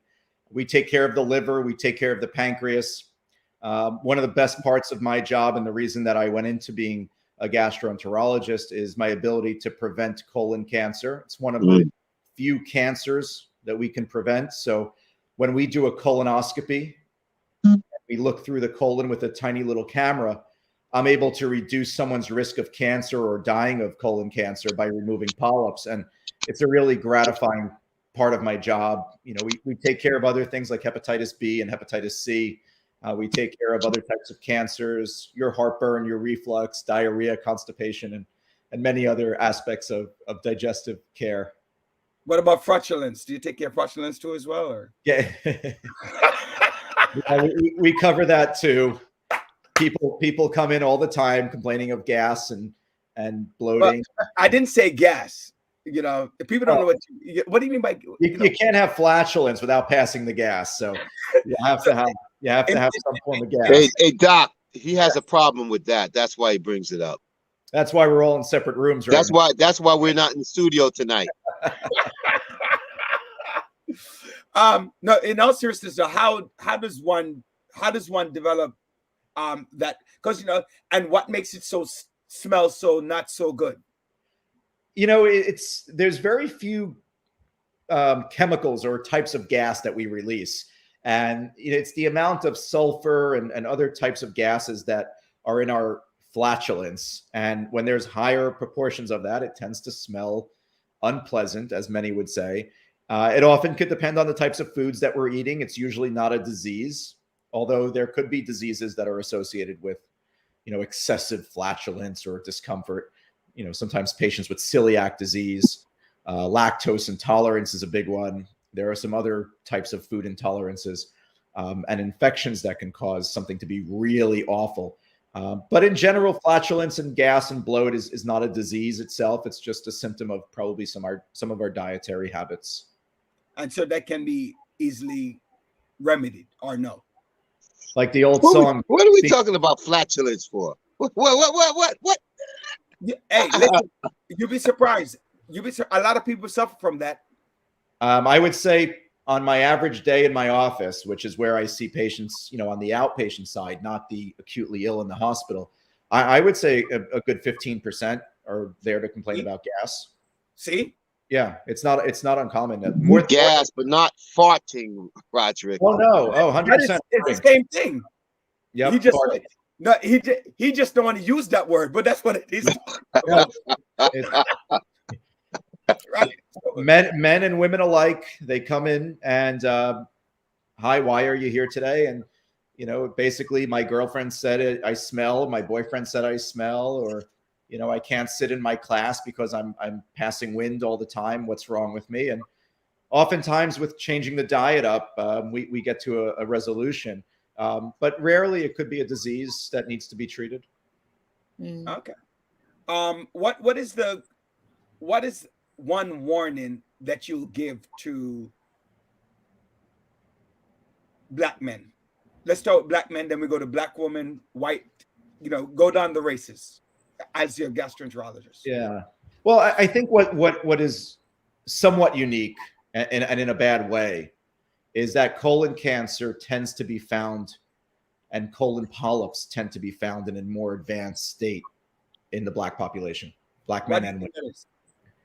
Well, when you look at the research, there is probably some genetic predisposition. There could be socioeconomic contributions, the types of diets. Maybe there's access to care. But at a younger age, the findings on colonoscopy tend to be worse. And for many years, the American College of Gastroenterology suggested that we screen black men and black women at age 45 instead of the 50 years old that we used to follow. Now, everyone has now moved to 45 for everybody, no matter what your background is. But that's one thing that used to be very, very clear to us, was that if we were seeing a patient in their 40s who was African-American, Afro-Caribbean, we offered them colonoscopy 5 years earlier than everyone else because of that data. And so that in my field, that's unique to me. In medicine overall, we're always worried about high blood pressure, diabetes. These are normally handled by primary care doctors. People go to screening festivals where they take their blood pressure and tell them, hey, it's high, go see a doctor. That was also a great concern when I used to do primary care in Brooklyn. But as a gastroenterologist, it's colon cancer. What is the, if not treated,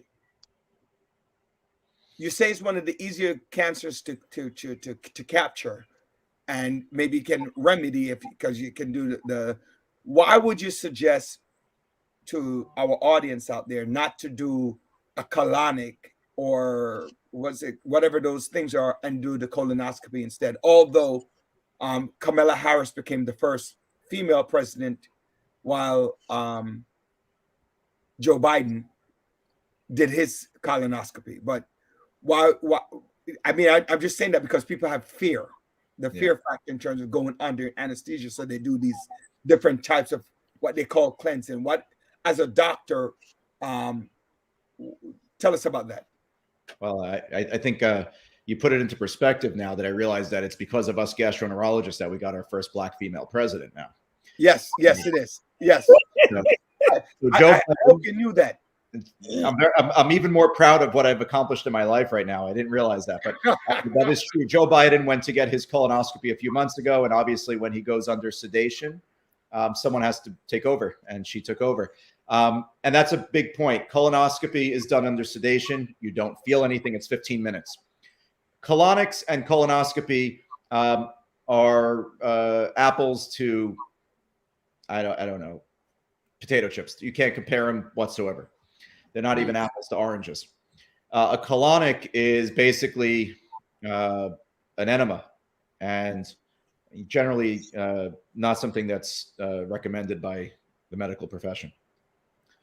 So, Doc, when we look at the, because I remember at one point in time, the saying was when you became 50 years old, you need to take a colonoscopy, but now you're saying it went down to 45 because of, I guess, the genetic disposition of African Americans.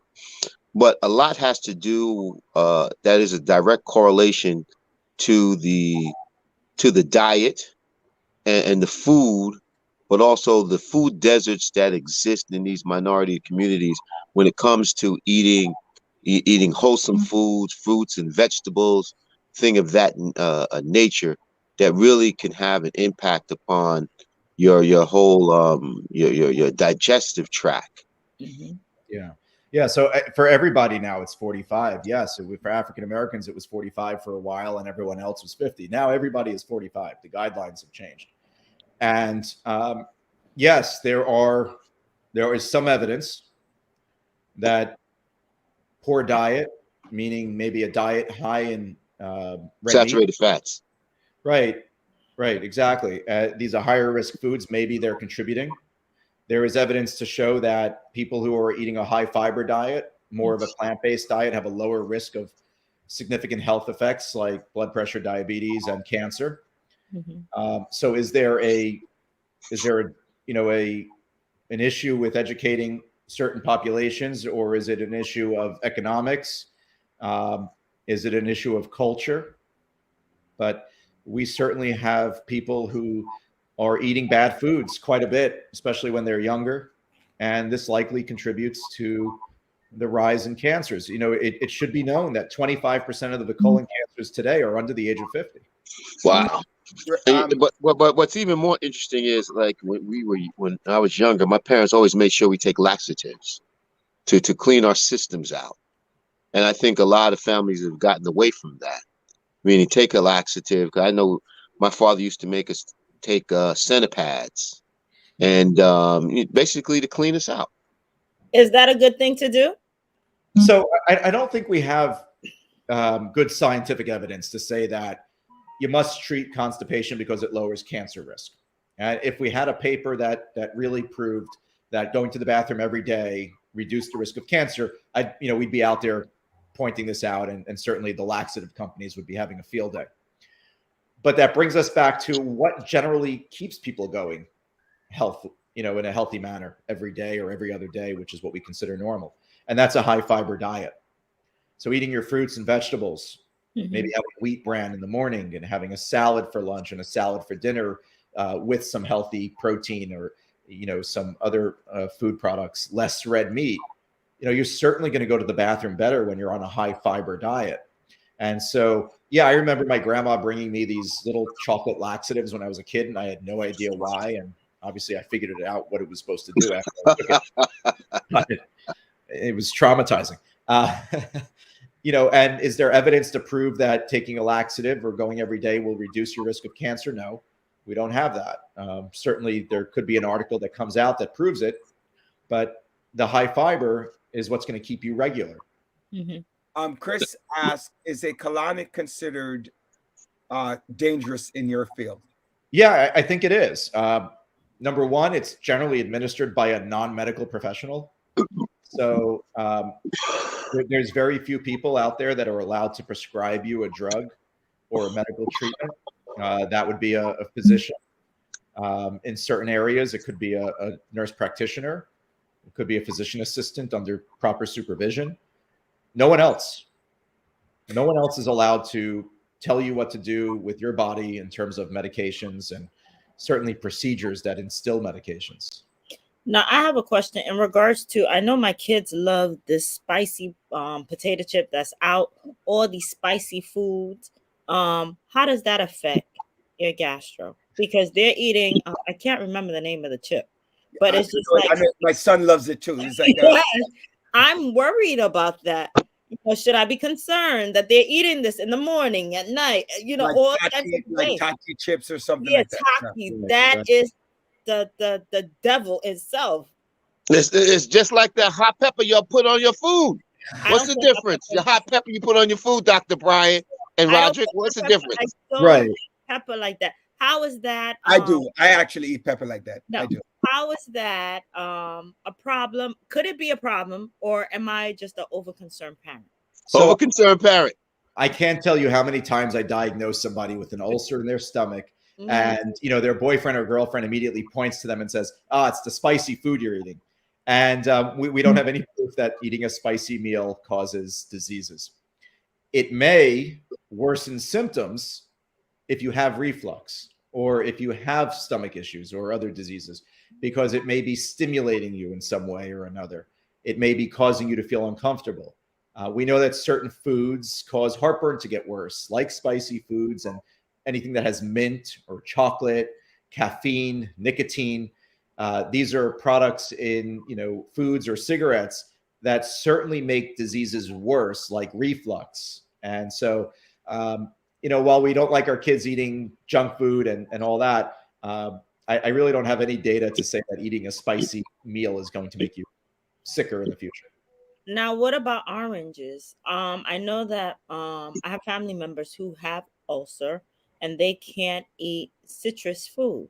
Is there specific food that triggers ulcer or that inflame or help, that actually is a no-no you shouldn't eat if you do have? So, a little bit of gastroenterology 101. Our stomachs all produce a tremendous amount of strong acid. And that's normal. That's how we start digesting our food. It's how we absorb certain elements like iron. It's how we start getting B12 into our body. And so that acid is normal. When we run into reflux where things are coming up into our food pipe and burning away the lining, that's when the acid being normal in the stomach is in an abnormal place and causing us disease. There are times when we develop an ulcer.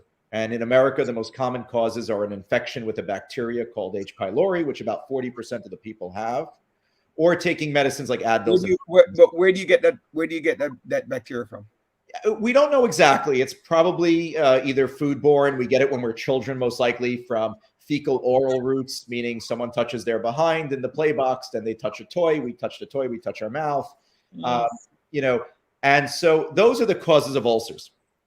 Now, if someone has an ulcer and we treat it, and we treat the reason why. Sometimes during the treatment, we tell them avoid citrus food or acidic food because we're blocking the acid with medication. But beyond that, once it's healed and we treated the reason why they got the ulcer, there really is no reason for them to avoid an orange or an orange juice, because we have to remember that the stomach acid is still being produced with a pH of about 2, which is incredibly strong. Mm-hmm. Now, there was something else in regards to that. What about raw food? So I like sushi. Me too. How does, because I know that, prior I did go to someone and they were like, you'll develop worms because you're eating raw food or whatever. How true is that? No, so sushi is interesting. We think of it as being a kind of a high risk type of food because it's raw, it's cooked in front of us with someone's hands. They put it together and then we eat it. So as long as you're eating it right after they make it or pretty soon after they make it, sushi's very safe.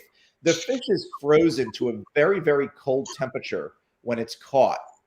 And that deep freeze that it goes through actually kills off the worms or the parasites or the bugs that we're thinking of. So sushi is quite safe. It's one thing to go buy a sushi roll that's been sitting on the shelf for 8 hours or like gas station sushi, as we call it.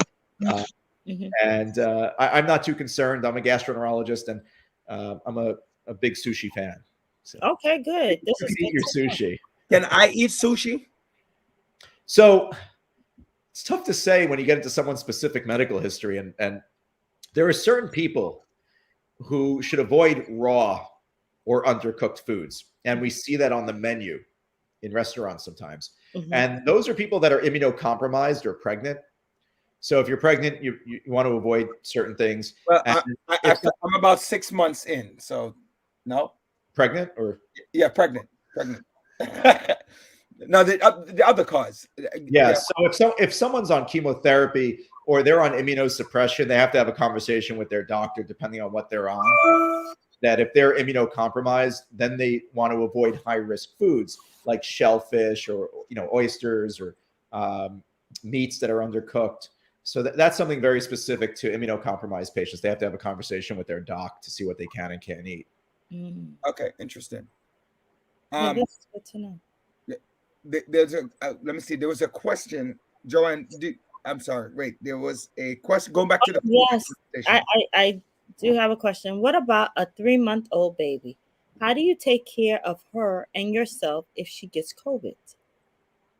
And you have to breastfeed. So throw that in there too. Oh, okay. And how old is the baby? Roger? You got to breastfeed? 3-month-old. A 3-month-old. 3 months. So the short answer is the same question a guy laying in a hospital bed with COVID last week asked me, when can I get the vaccine? And I told him 6 months ago. If you have a 3-month-old, that means that you were pregnant when the COVID vaccine has been out. And if you were vaccinated, it is likely that your baby has some protection even at around 3 months. Aside from that, we know that anybody can get COVID of any age. And if the baby has COVID, chances are they're going to be fine. You certainly at 3 months old want to let the pediatrician know as soon as possible if any baby has any symptoms that are similar to COVID to begin with at such a young age. But obviously you want to keep the baby away from anyone else in the household who is at high risk, unvaccinated, and susceptible to COVID. But, as I'm not a pediatrician, but from my pediatrician colleagues, most children do okay. And, obviously at 3 months, they can't get vaccinated. But at 3 months, if mom was vaccinated, baby probably has protection. Interesting question that I have. My wife is looking at helping somebody with their child who's younger. The person said that, thank you, Roderick. That was my granddaughter, and I'm assuming the mother was vaccinated, is what I'm getting back for the message. So the person's telling you thank you for the answer. Anytime. All right. So my wife she requested that the mother The mother doesn't believe in the vaccine, so she doesn't want to take the vaccine. But my wife said, well, if you're not going to take the vaccine and you want my help, you should take the COVID test before you come to my house. The person's like, oh, I don't understand why I need to do that. I'm not having any symptoms. Do you think my wife is right? Listen, everyone has their comfort levels when it comes to this, and no one should be questioning the other person's request. So, for example, if you live in a home with an 80-year-old who is very sick, on dialysis, or had a history of a transplant, even if they're vaccinated, and you're having some people over, it's not unreasonable to ask them, please go get a rapid test or a PCR if you can, within the day of you coming, because that would give you an opportunity to screen out somebody who may be bringing that virus into your home. And over the holidays, we saw many people doing this where they wanted to be with grandma or grandpa or with a family member who was high risk. And they ran out. That's why we saw a run on testing. They ran out to be tested the day before they went or the day that they went. And I think that was a really nice thing that people were able to do for each other. But what if you have it in your system, but it takes a while for it to come through? Then you also expose the individual to it? Is that it? Well, you're saying that maybe they have it, but the test might be negative? Right. Yeah, I mean, listen, everything in this world has a small risk of not being, perfect. And it's not that we're saying it's perfect, but you're doing the best you could. Okay. And so, that's like how I do my work every day. Listen, I'm in a field where we take care of people, but at the end of the day, all of us will move on from this world. So obviously we haven't figured it all out yet. But I go to work every day saying, well, I did my best. Pneumonia, right? We give antibiotics and almost everyone gets better, but there's still a small percentage of people that die of pneumonia. And it happens to us all the time. We have a patient who, we did our best. And so just like anything else in this world, as long as you do your best, you did the right thing.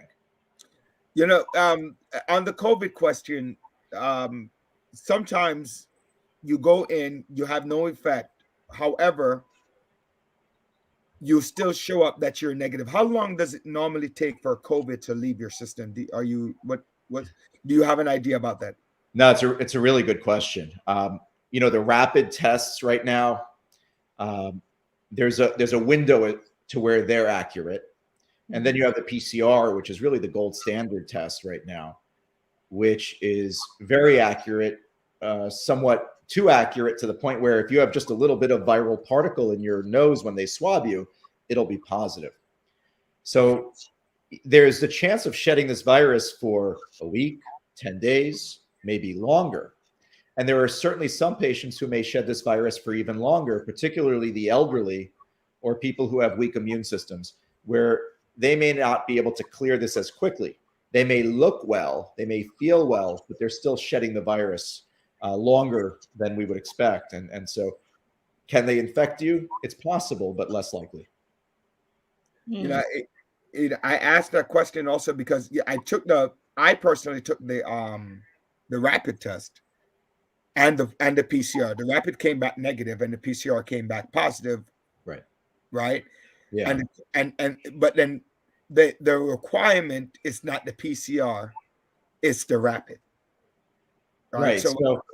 So that's exactly it. It's not such an accurate test compared to PCR. Right. So I guess that's kind of like part of the confusion that people are going through because it's not the accurate test. However, that's the requirement of the government. Well, I'm not so sure. It depends on where you are and what you're trying to get into. To get into the country and certain other countries, they want a PCR done because it's the most accurate. It's also an issue of availability. I think that they make some decisions based on, well, it's not as easy to get a PCR done within 24 hours, so they'll accept the rapid, even though they know there's going to be a small percentage of failures. And again, they're weighing the risks and benefits and saying, well, we're trying to do the best that we can. Whether or not we completely agree with it as individuals, I leave the best decisions to our public health officials. They certainly know statistics better than I do. Awesome.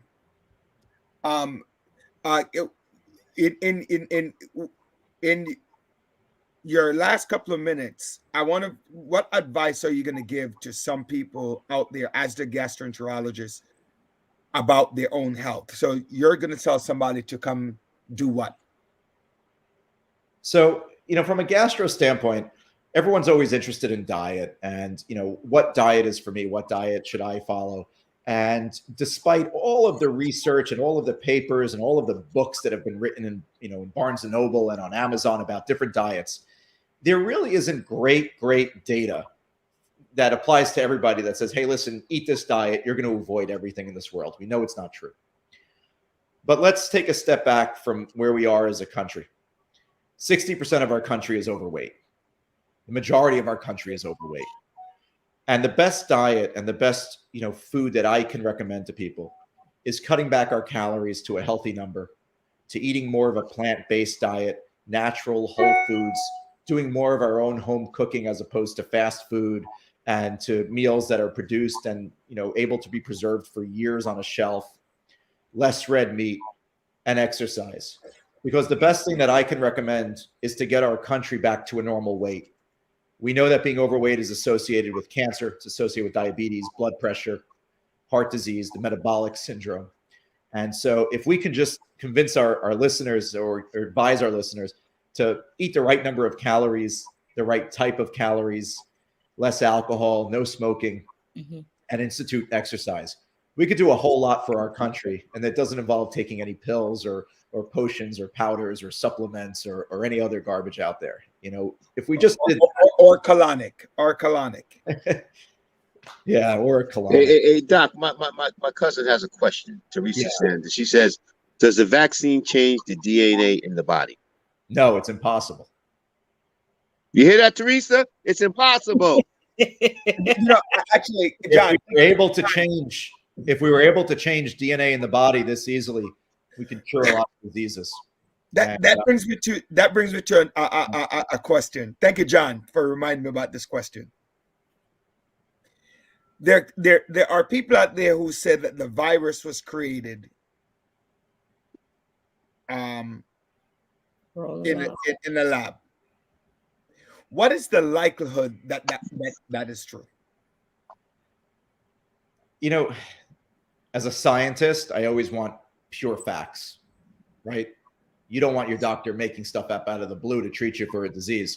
So the same way I use facts and evidence to treat diseases, the same as I want to know where this virus came from. And it certainly sounds plausible that, hey, it could have leaked out of a lab and infected somebody who didn't realize they were infected and then spread it. It could have been that it did come from an animal to a human and it changed over. It doesn't matter at this point. It's here. It's going to be like the flu. We have to accept it and we have to fight it and move on. But doctor, I think the problem is so much misinformation. There's so many conspiracy theories. It's just like my cousin just said. She said, John, I'm going to show you proof that it changes the DNA. Teresa, it does not change your DNA. Teresa, as I tell some of my family members when we have these conversations about all different diseases, most conversations are facts that start with they say. They're not all it. And people claim Elvis is alive. And Tupac too. I wish. Hold on, great information. Andre just highlights something. I mean, one of my conversations going back to when people, the virologist said, and I said to people, virus in itself is it's a living thing, right? So it's not that it cannot, not that they didn't have it contained and whatever the case is, like any bacteria or something, and it spread like wildfire. But people cannot create living things. That doesn't, I don't know. I mean, if you believe in God, God creates living things. What you do with them is how you could tame a wild animal, or maybe not, or you think you could tame a wild animal, but you want to go back in the wild. It's just that some people do things with negative things, like the virus. Oh, they created AIDS. No, they didn't. They cannot create a virus. They can help it to spread, but they cannot create it. I don't know. Yeah. Listen, one day we'll know what happened. But right now, like with any other problem that we're faced with, let's get out of it. And that's right. And stay healthy. It's sad. But like I told you, a patient laying in a bed the other day asked me, when could I get the vaccine? And he was pretty upset that he never got it. He said that he believed the YouTube videos that his family would send him. Wait, I'm sorry. Say it again. One more. I didn't hear you. Say it again. You heard him. His patient died? No. Okay, well, thank God for that. Yeah, I think the battery. Wait, Doc. I think my camera and my mic went out. I didn't hear what you said. He did what? Yeah, just like all of us have said, he was influenced by the videos that people would send him, and they're quite convincing. Anyone could pretend they're anybody with a good green background, a green screen, and pretend that they're on some fake news channel, with a blue, motions in the background, and it makes them look real that they're on the news. And then they say video and they send it around, and unfortunately, some of our people believe it, and it's sad. We have to do a better job educating the public. With real facts and real information. I think we certainly failed as a medical community this pandemic. Well, I think it's the misinformation. I think the confusing information from different individuals. One day we're told to wear masks. One day, you don't have to wear a mask. So I think that sends the wrong message to individual, and they lack we don't believe in anything anymore. That's the problem.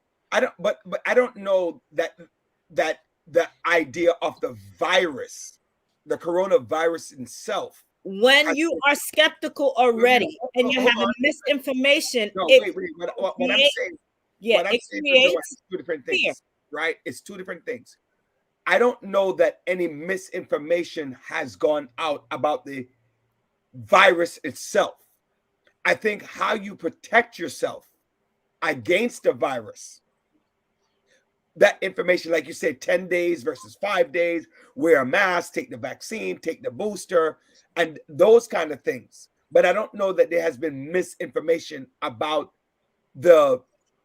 how detrimental the coronavirus can be. No, I think really what you're saying is correct, is that they've been pretty honest with us and very straightforward and giving us data very quickly about the statistics, about how the virus works, how it hurts us, how we could fight it. I agree with you. Dr. Bryan says that, they say one day do this, one day do that. Even to us as physicians, we start to get confused and taking a step back and saying, hey, you're confusing us. You're if you're driving around, I guess, all right, for those of us who remember, cars didn't always have navigation, right? We didn't have CarPlay.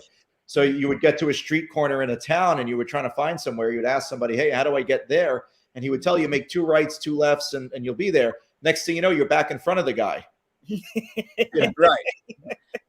He's lost his credibility. He sounded pretty good the first time. Right. And that's what Dr. Bryan is. I think that, my opinion is that we had too many cooks in the kitchen, and we, the government and the CDC and the NIH probably should have had like a weekly, maybe a twice weekly night show where every channel cut to them.